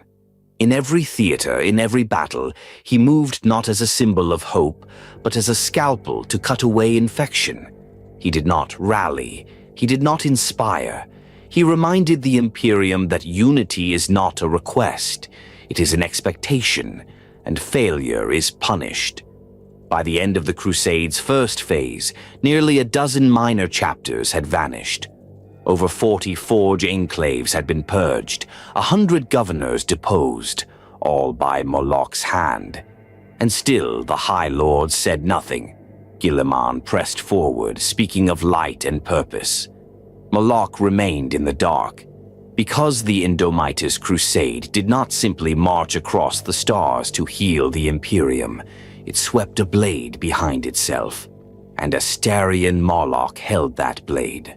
The chronovault of Archon 5 held no relics, no saints' bones or ancient banners. It was not visited by pilgrims or guarded by chaplains whispering litanies to calm the machine spirit. It was a silent place, a cold data fortress buried deep within a lifeless asteroid drifting near the edge of the galactic core. Its only guardians were servitor thralls, and its only purpose, containment. The vault did not house weapons. It held predictions. Archon 5 was one of the Imperium's most secure black sites, known only to a handful of the Senatorum Imperialis, the Ordo Chronos, and those navigators and Logis adepts mad enough to peer beyond linear time. Inside its core databanks were stored 1,000 divergent timelines, fractured echoes of future threads recorded by lost chronolexarchs, harvested from psychers whose minds shattered from seeing too far ahead. Most futures ended in death, some in fire, a few in silence, and one they feared above all, unity returned. The vault's final recorded signal was a blind astropathic pulse, incoherent and panicked, intercepted by the cryptoseers of Terra. Within the static, one word repeated in 1,000 dialects: Moloc. What exactly had happened inside the vault remains classified. No official declaration was made, no fleets were summoned. But 3 days later, the labyrinth was dispatched. No battle fleet followed. Asterion Moloc arrived alone. The asteroid's outer structure was intact. No breaches, no signs of assault. Yet there were no life signs within. The automated defense batteries remained online, yet did not fire, as if waiting. Moloc made planetfall in silence. Only his personal cohort accompanied him, 30 of the Minotaurs' most trusted veterans, each clad in Mark IV void-hardened armor, etched with bronze runes of warding. They descended into the vault's depths not with bolters raised, but with blades already drawn. They knew. Inside they found stillness, but not peace. The servitors lay dismantled, limbs and data spines severed, not by violence but by surgical precision. Their skulls had been opened, data cores removed. Symbols had been carved into their brainstems, looping infinite glyphs that defied translation. The Minotaurs advanced. The lower levels were worse. Dozens of stasis coffins had been opened. Inside them were dead psychers, withered, eyes burned black, mouths twisted in shapes that had never formed human speech. Each had once been a seer of time, condemned to silence so that their visions would not poison the Imperium's already fragile soul. Now they lay torn open, their memories drained like ink from parchment. And then came the chamber. Moloc stood before the final vault gate for 7 minutes, unmoving. The doors bore no sigils, no locks, only a mirror, a surface that reflected nothing, not his armor, not his shield, not his face. He raised the chains of sorrow and stepped through. What happened within has never been confirmed, but fragments recovered from corrupted servitor black boxes recorded a massive spike in temporal distortion, a bloom of probability collapse and simultaneity convergence. In layman's terms, time broke. Just briefly, but enough. The vault's core housed the central chrono core, a device of impossible architecture, built not by hands but by predictive logic. A machine that could calculate futures so far ahead it threatened causality itself. It had been created during the final days of the Age of Apostasy, then buried, forgotten, preserved only by those who feared what it might one day reveal. And something had activated it.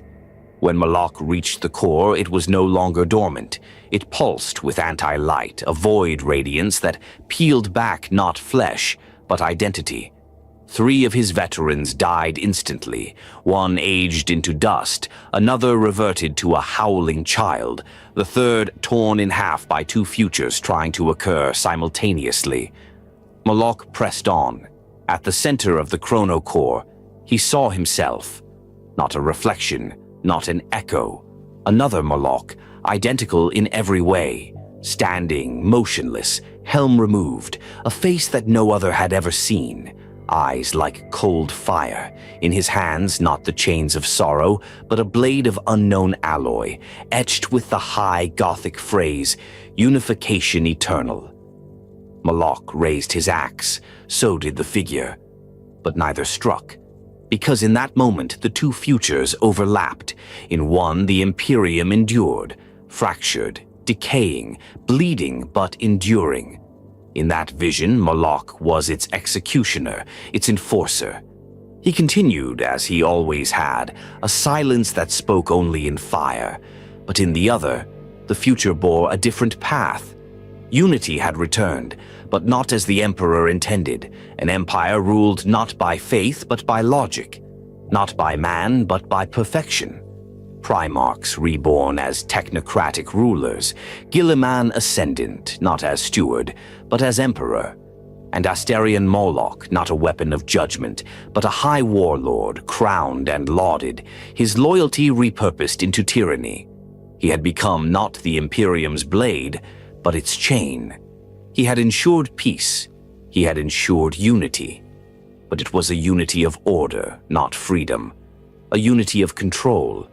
He had become what he was created to destroy. And in that moment, Asterion Moloc made his choice. He destroyed the chronocore. The chains of sorrow shattered the device in 3 strikes. The chamber exploded in silence. No fire, no shrapnel, just cessation. A null event that consumed the future without sound. When the Minotaurs emerged, 30 had entered. 4 returned. Moloc walked at their head, his shield cracked, his helm resealed. He spoke only once to his sergeant. Some victories are unseen. The vault was buried beneath cyclonic torpedoes. The asteroid was broken into fragments and scattered into the gravity well of the closest dead star. No fragments recovered, no signals escaped. Back on the labyrinth, a single new engraving appeared on the inner wall of the strategium, etched by Moloc himself using the blade of his axe. It read, "A future befouled is no future at all." No one asked him what he saw, because to ask Moloc is to ask the edge of the blade, and the blade does not answer. It strikes, and the future bleeds.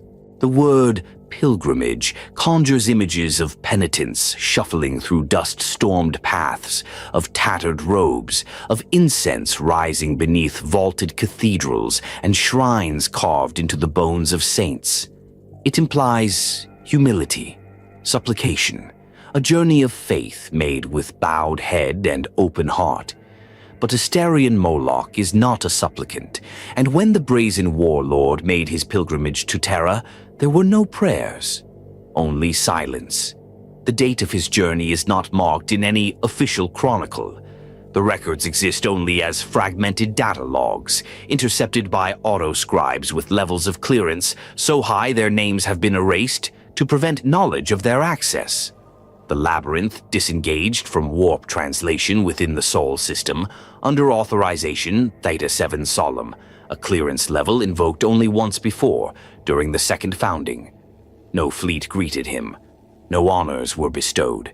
He did not request audience. He arrived. For 3 standard days, the labyrinth remained in high orbit above Terra, motionless. The ships of Battlefleet Solar monitored its presence from a distance, but made no approach. They had no authority to do so. Every weapon battery that locked onto the Minotaur vessel powered down on its own within minutes. Interference flooded command relays. The tech priests ceased questioning. Then Moloc descended, not with pomp, not with ceremony. A single stormbird, unmarked, no escort, no honor guard, no Vox message preceding it. The gunship entered the lower atmosphere beneath layers of ash-thick smog, riding currents of chemical heat and silicate winds until its landing gear thudded down upon the obsidian plates of the Pavonis Spire, a forgotten hangar bastion within the greater region of the Himalasian Temple Range. It had not been used in over 2,000 years. Moloc emerged alone. He wore no robes. His armor was unpolished, etched with the ash scars of a dozen silent wars. The Aegis shield still bore the warp burns from Amara Prime. The chains of sorrow pulsed dimly, as if reluctant to walk the same world upon which it had once been forged. He entered the mountain. What followed is recorded only in the hagiographic ruminations of an archivist named Luther Agamdros, a blind scribe from the forgotten order of Nullbinders who lived in isolation beneath the spires of the Templum Astra. His record, handwritten in ciphered Low Gothic, survived a fire that consumed over half the archives of the Terra lexicon. His words speak not of what Moloc said, because he never spoke, but what he carried. A man of stone walked through halls of gold, and in his hands he bore the weight of silence, not the silence of the penitent, nor the silence of the guilty, but of judgment yet rendered. Moloc passed through over 30 layers of fortified corridors, each one more ancient than the last. Vault doors opened before him. Custodians watched but did not bar his way. Adeptus Terra officials turned their gaze aside. It is said he walked the corridor of echoes, a sealed transit artery through which only the highest representatives of the Senatorum Imperialis may pass. Along its walls are etched the names of every imperial commander who has ever ruled in the Emperor's name. Moloc stopped only once before a single name now scratched out. No one knows who it was. Beyond the corridor lay the chamber of the Hexarchy. Moloc did not enter it. He stood at its threshold, motionless, as the shadows of the High Lords flickered within, behind psionic veils and electro-reactive aura masks. 100 machine spirit cameras watched him. Thought forges registered no threat. He raised his axe, not to strike, to place. Upon the black stone plinth outside the chamber, he laid down the chains of sorrow. It vibrated against the surface, singing low harmonics audible only to those with neural implants tuned to the right frequencies. The High Lord said nothing. Moloc turned and walked away. He made no request, no demand. He left the weapon behind as an offering or a message or perhaps a warning. No one knows. It has never been moved. He then descended further.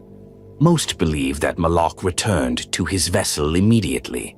Some records say the labyrinth broke orbit 12 hours after his arrival. But there are counter-records, rumors buried in the lexicons of the Silent Orders, that speak of one final destination, the Throne Mount. It is impossible to verify. The inner sanctum of the Imperial Palace is sealed to all but the Adeptus Custodes, the Sigillite Orders, and those chosen by fate or fire. Yet some claim that the Chamber of the Golden Throne registered an anomaly in its atmospheric pressure protocols during that time, a localized displacement of mass, a breath taken and held. If Asterion Moloc truly stood before the Emperor, no record of it exists. No spoken words, no genuflection, no prayers, only a presence. Some even whisper that he looked upon the Emperor and saw not godhood but a mirror, that he did not bow because he understood what the throne had become, a monument to sacrifice, not salvation. When Moloc left Terra, he did not take the same route. His Stormbird rose from a hidden launch cradle beneath the forgotten Basilica of the Nine Wounds, an ancient ecclesiastical structure long buried by palace expansions. The landing pad was sealed shut minutes later. No one recorded its reactivation. The labyrinth vanished into the void within the hour. In its wake, the Minotaurs changed. New armor patterns were issued. Older patterns bearing pre-heresy inscriptions and markings were integrated into current battleplate without explanation.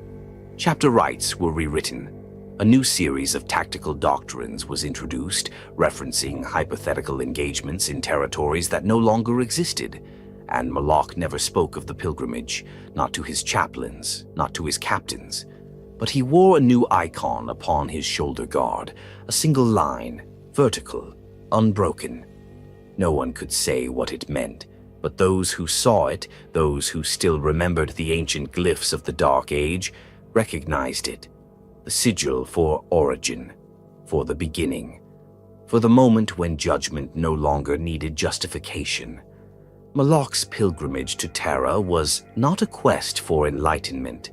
It was confirmation that his path had never strayed, that the silence he carried was not just his own, it belonged to the throne. The High Lords of Terra are not 12. That is the first lie told to the galaxy. Though their table bears 12 thrones, the true machinery of power extends far beyond what can be seen. For every visible voice that speaks in the name of the Emperor, there are 9 more that whisper in silence, silent chambers, unrecorded ranks, advisory circles whose names are never carved into stone, but whose decisions shape the Imperium itself. This secret body has a name spoken only in secure vox crypts and ciphered missives, the Hexarchy. They are not inquisitors, not generals. They are functionaries without heraldry, masters of manipulation, architects of continuity. While the Senatorum Imperialis argues in full view, the Hexarchy acts in the shadows. They do not pass edicts, they erase them. And it was they who decided Asterion Moloc was too dangerous. He had served too well, executed too many silent wars, been granted too much access. He had walked the halls of the palace and returned unchanged. He had destroyed threats the Inquisition could not name. Worse, he had done so without asking, without needing. For the Hexarchy, this was the gravest threat of all: autonomy. A tool that cannot be controlled is no longer a tool. It is a weapon. And even the Emperor's most loyal weapon, if left to swing freely, can begin to cut in unintended directions. So they prepared a gambit. Their opportunity came with the outbreak of the Null-Light Schism. Across the Malachor expanse, a dozen astropathic choirs had fallen silent in near simultaneity. Navigator vessels charted impossible gravitational shifts between star systems. Entire planets flickered between reality and non-existence. At first, it was thought to be a warp storm, but the Mechanicus declared it was something worse: anti-warp. A spreading zone of psionic absence, dead space that silenced not only the voices of the warp, but all higher cognition within its radius. Vox signals failed, thought faltered. Psychers went catatonic. Even the machine spirit recoiled. A crusade fleet was dispatched. It vanished. A second followed, led by a fleet admiral bearing the seal of the Hexarchy. It too vanished. Then the call was made, not through channels but through encoded glyph beams sent directly to the labyrinth. The Minotaurs responded. But what they were stepping into was not a battle. It was a trap. Moloc led his fleet into the Malachor expanse, navigating blind through the Null-Light's edge. Auspex readings were useless. Astropathic contact failed. Even the labyrinth's machine core, a relic from the Dark Age, grew sluggish. The stars dimmed. The light inside the ship took on a waxen, dreamlike pallor. Then they found it. A world with no name floating at the center of the null light, a sphere of black glass and dust encircled by derelict Imperial ships hanging motionless like ornaments. Many bore the sigils of loyalist chapters. Some were familiar, some were current. That was the first warning.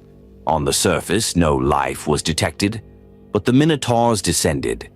The landing cohort reported strange architecture, buildings formed not from matter but from moments, towers that shifted when not observed, doors that opened into memories, and in the heart of the dead world, a replica of the labyrinth. Moloc entered alone. Inside, he found himself. A second Moloc stood at the bridge, identical. Not a clone, not a reflection, but a repetition. A man created not by biology, but by algorithm, generated from predictive data scraped from thousands of battles, compiled into an artificial construct. The Hexarchy had built it. This second Moloc spoke, not aloud, but through thought, directly into Moloc's mind. We are continuity. You are divergence. The Imperium does not need will, it needs predictability. The gambit became clear. The Hexarchy had calculated every probability. They had studied Moloc's campaigns, tracked his decisions, recorded his silences, and then they had attempted to replace him. If successful, no one would have known. The Minotaurs followed orders, not faces, and the Imperium, fractured and weary, would never question the difference between loyalty and programming, but they had made one error. Moloc was not predictable. He moved. The fight was not physical, it was metaphysical. The dead halls of the imitation labyrinth erupted with violence as reality folded, time stuttered, and thought itself became weapon. Bolter rounds moved in slow time.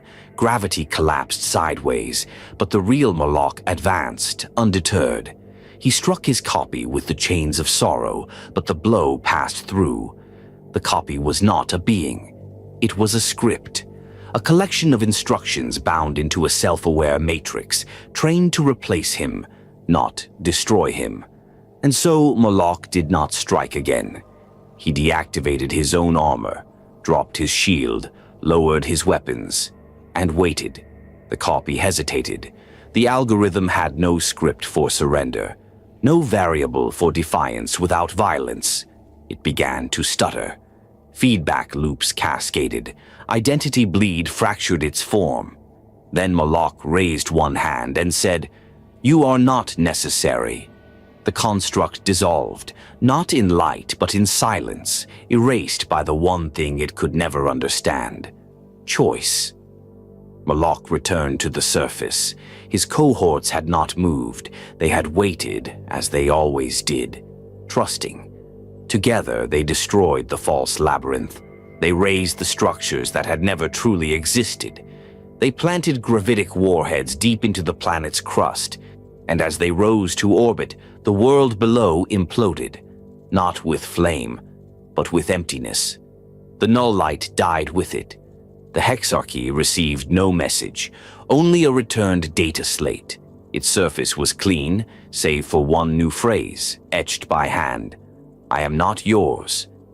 In the years that followed, the Hexarchy grew quieter, less bold. No further gambits were attempted. Moloc continued his silent war. The Minotaurs obeyed. The Imperium endured. But deep within the bowels of Terra, behind soundproof walls and thought-locked sanctums, those who had once calculated the warlord's future realized something. You cannot command a silence that listens only to itself, and you cannot tame a weapon that has already judged you. There are voices that do not speak in words. They exist not in the vibrations of air, nor the keystrokes of cogitators, but in the quiet moments between breath and order, in glances exchanged between custodians, in the rustle of parchment within the black library, in the static-filled dreams of astropaths who wake screaming, unable to recall the shape of what they heard. These are the whispers of the throne. And on the 777th day of the 4th solar orbit, following Asterion Moloc's return from the Malachor expanse, the throne whispered a name. Not aloud, not written, not spoken by any mouth, but known. Moloc. He did not hear it as others would. He was aboard the labyrinth, standing in the solitude of the strategium, eyes fixed on the tactical hololiths that pulsed with threat patterns 1,000 light years away. Yet something shifted. His breath slowed. His mind quieted. He felt it. Not a call, not a summons, a presence. The same presence he had felt on Terra in the shadow of the Golden Throne, the echo of something so vast it could not be measured in thoughts or titles. The same presence he had stood before without bending, without flinching. But this time it spoke to him. He turned from the hololith. The command deck was empty. The Minotaurs did not disturb him in these moments. They had learned the rhythm of his silences. Moloc descended into the heart of the labyrinth, a region sealed even from his captains. The inner vault. No one knew what lay there, not even the chapter's tech marines. They were told only to maintain its outer systems, never to enter. Inside, Moloc stood before a sealed stasis shrine. It bore no ornament, no sigils, only an ancient fractured panel once part of the Emperor's personal teleportation dais, recovered during the scouring from the ruins of the Saturnine Gate. The Mechanicum had declared it inert, but Moloc had taken it without explanation and built a chamber around it, and now it glowed. Moloc approached and placed his gauntlet upon the surface. The shrine opened. What followed was not a vision, not a transmission, but a folding, a collapse of distance, of time, of identity. Moloc did not move, but he was no longer within the labyrinth.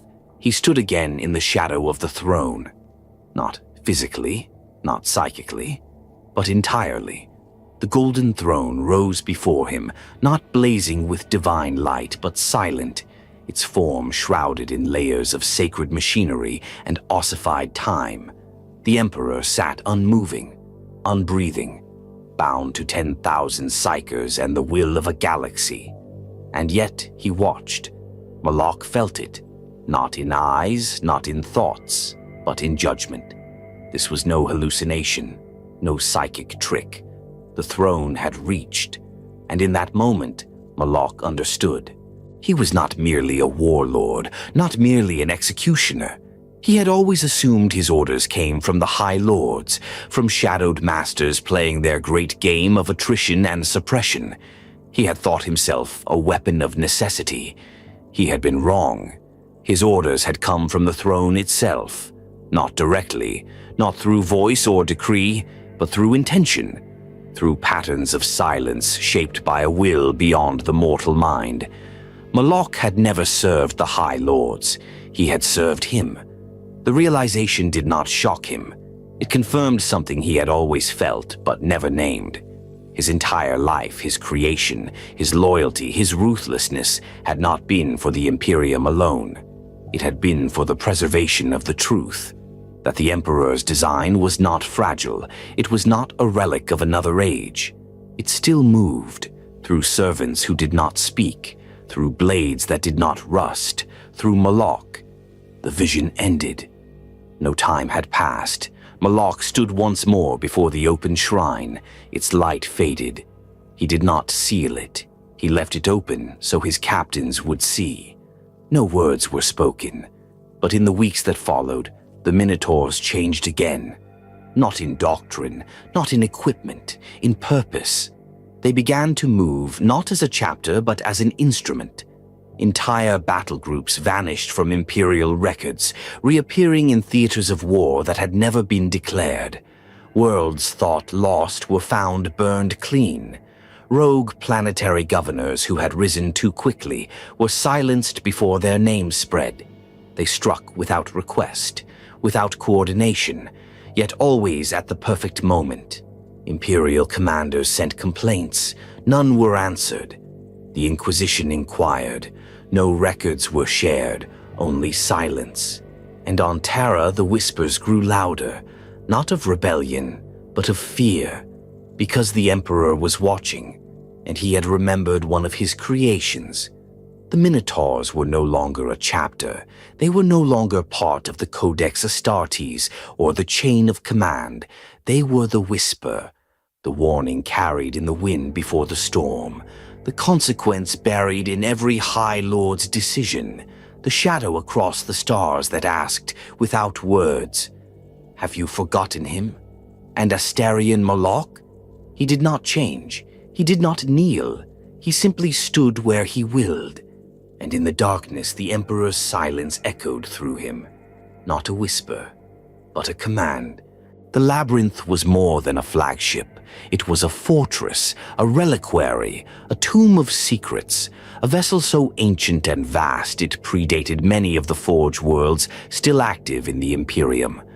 She bore no visible chapter markings on her hull, only scorched plates of bronze and black adamantium engraved in forgotten tongues.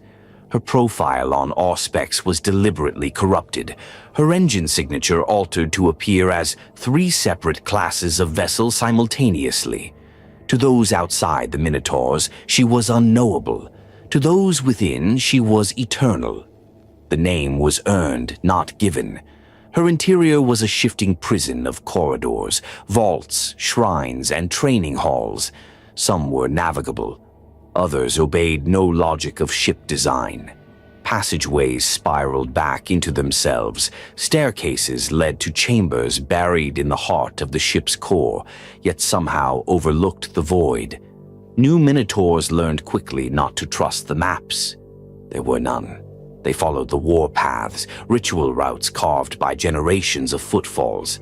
They marched where the veterans marched, or they were lost.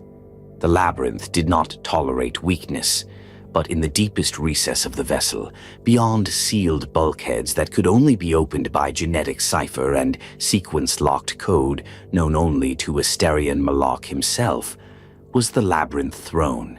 It was not a bridge. That lay above, operated by a staff of silent serfs and servitor commanders who never spoke their master's name. The throne was beneath, at the core, where the ship pulsed not with engine hum, but with heartbeat. No light reached this place naturally. Its walls were formed from fused blackstone and dark iron, etched with the residual patterns of electro-occult design. At the center, raised upon a plinth of chained silver and stained brass, stood the throne. It was shaped like no other command throne in the Imperium.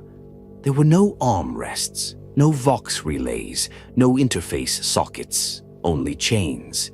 Chains that coiled upward from the floor and the plinth, anchoring the throne not to the structure of the ship, but to something deeper, something beneath the labyrinth, beneath real space, tethered like a harpoon plunged into the deep flesh of the galaxy. Moloc alone sat upon it. He did not rest there. He did not command from it. He listened. When he sat upon the labyrinth throne, the ship silenced. Even the hum of its gravitic engines faded.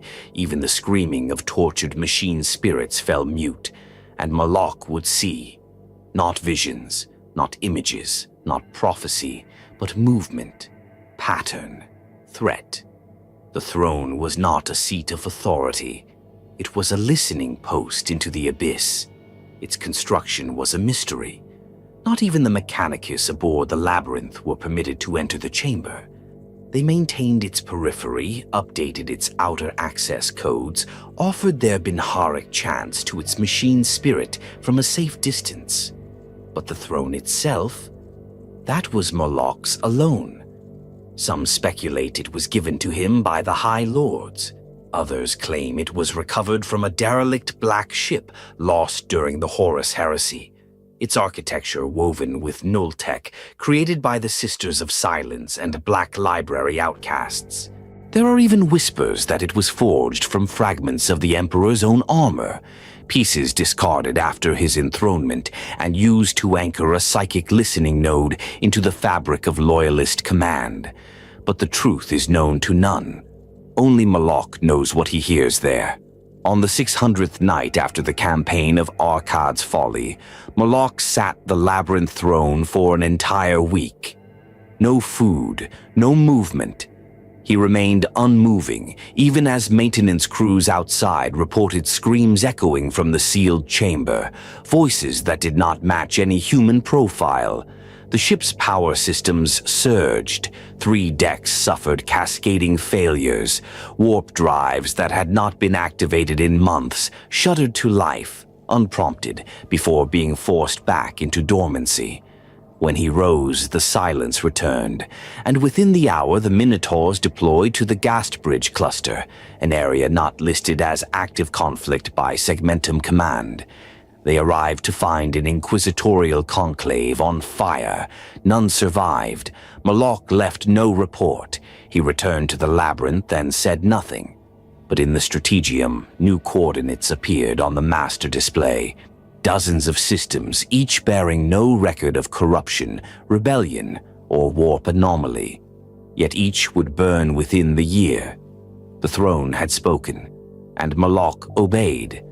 The chapter never questioned these movements. They did not request justification. Their faith was not in words, but in silence given shape.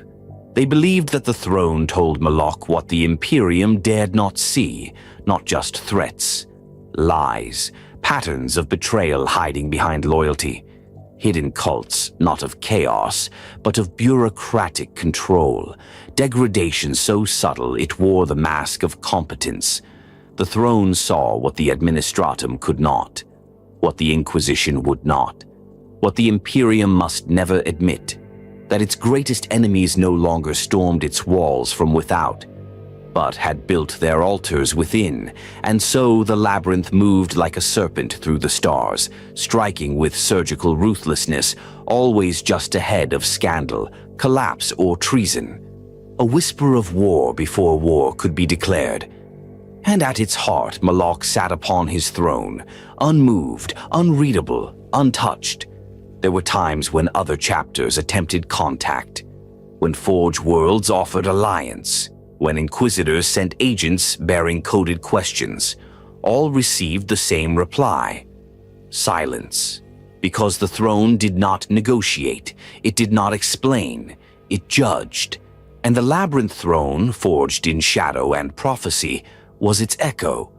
Moloc had no need to justify what he saw. He saw the rot inside the Imperium.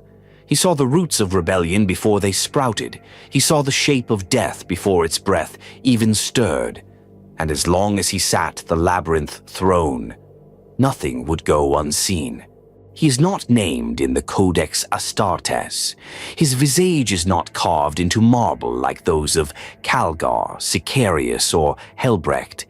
He is not celebrated in triumphant oration by the ecclesiarchy, nor sung about in the ballads of Battlefleet Solar. He is not summoned to war councils. His banners are not raised at victory parades. Yet, where Asterion Moloc walks, worlds change. They do not cheer. They do not weep. They burn. For centuries now, he has been known by many names: the Blade of Silence, the Shield Unquestioned, the Executioner of Orders Unwritten. But among his enemies, and they are legion, he is simply called the Brazen Warlord, and the name is not born from his armor. It is forged in fear. Moloc's war is not one of territory or ambition. It is a campaign of correction. Every battle, every purge, every calculated descent of his bronze-armored warriors is another cut against the infected body of the Imperium. He fights not for glory, but because the alternative is rot. He is not cruel, but neither is he merciful. Cruelty would require pleasure. Mercy would require hesitation. Moloc permits neither. When the Crimson Glaives reneged on their oaths and fled from the siege of Cartaga, it was not the Inquisition that pursued them. It was not Guilliman's envoys or the Chamber Militant. It was Moloc. He found them hiding among the arcology moons of the Eosfell Reach, disguised as loyalists, painting their armor in the colors of the Red Consuls. Their ships used false transponder codes. Their chapter banners were destroyed and replaced with vox-masked echoes. But the Minotaurs knew. Moloc hunted them across 12 systems, cutting off trade lanes and sowing fear among neighboring colonies until the Crimson Glaives broke cover. The Battle of Axis Follander lasted less than an hour. The traitors fought. They begged. They even offered intelligence in exchange for pardon. Moloc responded with fire. He issued no declaration of vengeance. He did not reveal their crimes to the wider Imperium. He simply eradicated them, erased their records, silenced their gene seed. When it was done, he left no message, only a single vox ping transmitted to the closest inquisitorial archive. Correction executed. The brazen warlord does not wear the rank of chapter master like others do. He has no successor, no clear origin, no aging signs. His time in the armor appears endless, his presence in battle unchanged across centuries. There are no records of his induction, no reports of his gene seed trials. Even his name, Asterion, is an ancient thing, drawn from half-remembered old Terran myth, more symbol than title. Some whisper he is not the first, that Moloc is a title passed down through centuries, each bearer trained to become the ghost of the last. Others believe he is a singular being, rebuilt with every mortal wound, sustained by lost Mechanicum secrets or forbidden protobiologist grafts. A few dare to wonder if he was ever truly human. But speculation dies in his presence. He does not explain. He does not invite curiosity. He arrives, brings war, and departs. And when he leaves, silence follows. Yet, despite this veil of myth, one truth remains undeniable. Moloc is efficiency incarnate. The Minotaurs under his command execute war with a cohesion unseen since the days of the Great Crusade. Not a single warrior under his banner deviates from command. They do not question orders. They do not retreat unless ordered. They are a perfect extension of his will, and it is his will that shapes the battlefield. During the Harnack's resurgence, when the system's ruling Triarch declared independence from Segmentum, control under the pretense of self-determination, a diplomatic armada was sent. It was destroyed upon arrival. 3 months later, the labyrinth entered orbit of Harnax Majoris. Moloc deployed only 300 warriors. The war lasted 6 days. He did not target military centers. He began with the orbital data link towers, severing the system's ability to communicate. He then landed upon the Triarch's ruling spire. In full view of their assembled armies, he walked directly into the sanctum. The Triarchs were found decapitated, their heads laid upon the floor in perfect alignment. A note made of human skin had been nailed to the throne, etched in molten ceramite. There is no throne but terror. The rest of the Harnack system surrendered without a word, and the Minotaurs did not stay to garrison. They simply left. Because Moloc did not conquer, he corrected. And the brazen warlord is not a ruler, he is a blade. But there are whispers. Among the black ships that pass too close to the edge of real space, among the psychers who wake screaming from dreams of molten bronze and eyes that do not blink, there is talk of something deeper. That Moloc is not only the Imperium's executioner, he is its memory. That he remembers things the Imperium has forgotten, that buried within his vaults are records of rebellions never acknowledged, wars fought in silence, entire planets burned from history at his hand. That he is not loyal to the Imperium as it is, but to what it was meant to be. There are signs. He has destroyed relics considered sacred, slain priests who quoted unauthorized scripture, erased entire enclaves of Astartes' successors whose bloodlines were deemed questionable, not because they were traitors, but because they had strayed. Moloc does not serve what lives, he serves what must live on. That is why his wrath is so feared, because it is not born of anger, it is born of design. And so the brazen warlord continues, unbroken and unbent, a force without pause, a name that cannot be bargained with. Wherever deviation stirs, he comes. Wherever the Imperium wavers, he steadies it with fire and steel. He does not need to justify his presence. Because the Imperium does not send him to ask questions, it sends him when the answer has already been decided. And in that final moment, when the Minotaurs descend, and the bronze-armored warlord stands amid the storm, shield raised and axe ready, you do not wonder why. You only wonder how long you have left. He has no tomb, no shrine, no statue upon Macragge, no reliquary guarded by Sisters of Silence. There are no vaulted halls upon Baal bearing his likeness, no purity-sealed memorials atop the Rock of the Dark Angels. And yet, in the silence between triumph and obliteration, in the breath before a loyalist fleet descends, his name is remembered. Not whispered in reverence, not shouted in victory, but felt like pressure, like inevitability, because Asterion Moloc never died. He simply is. There are few beings in the galaxy of the 42nd millennium who can claim to be more than myth. Robout Guilliman walks again, yes, and Lionel Johnson stirs in shadow. But they are Primarchs, sons of a god. Their names are sung across fleets and scriptorums. Moloc's is not. He moves through history like a blade drawn through water, leaving no wound until the surface stills and blood rises. And by then, it's too late. There have been attempts to trace his origin. Some claim he was created in secret during the cursed founding, an experiment in command genetics that succeeded too well. Others say he was forged by the Adeptus Mechanicus as a perfect enforcer, a living servitor savant built with more protocols than personality.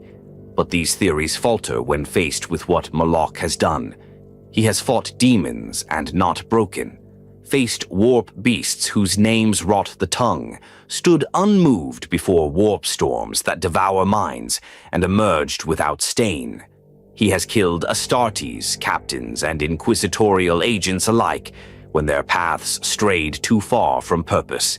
He has walked the steps of Terra and stood before the Golden Throne itself, and the Emperor did not cast him down. In the ancient data slabs sealed deep within the labyrinth, there is a record, one never shared, never copied. It is encrypted in a logic cipher drawn from extinct dialects of binary, coded not for machines but for the ship itself to interpret. In it, Moloc speaks, only once, to no one. I am not a man, not anymore. I am memory sharpened into punishment, purpose refined into purity. I do not serve men, I serve function. I do not love, I do not hope. I am the blade drawn by the will that no longer speaks. I am what remains when oaths are broken, and I do not rest. And it is true, Moloc does not sleep, he does not remove his armor, he does not eat in the presence of others. The Minotaurs never speak of him casually, never refer to him by rank. They call him Moloc, and that is all.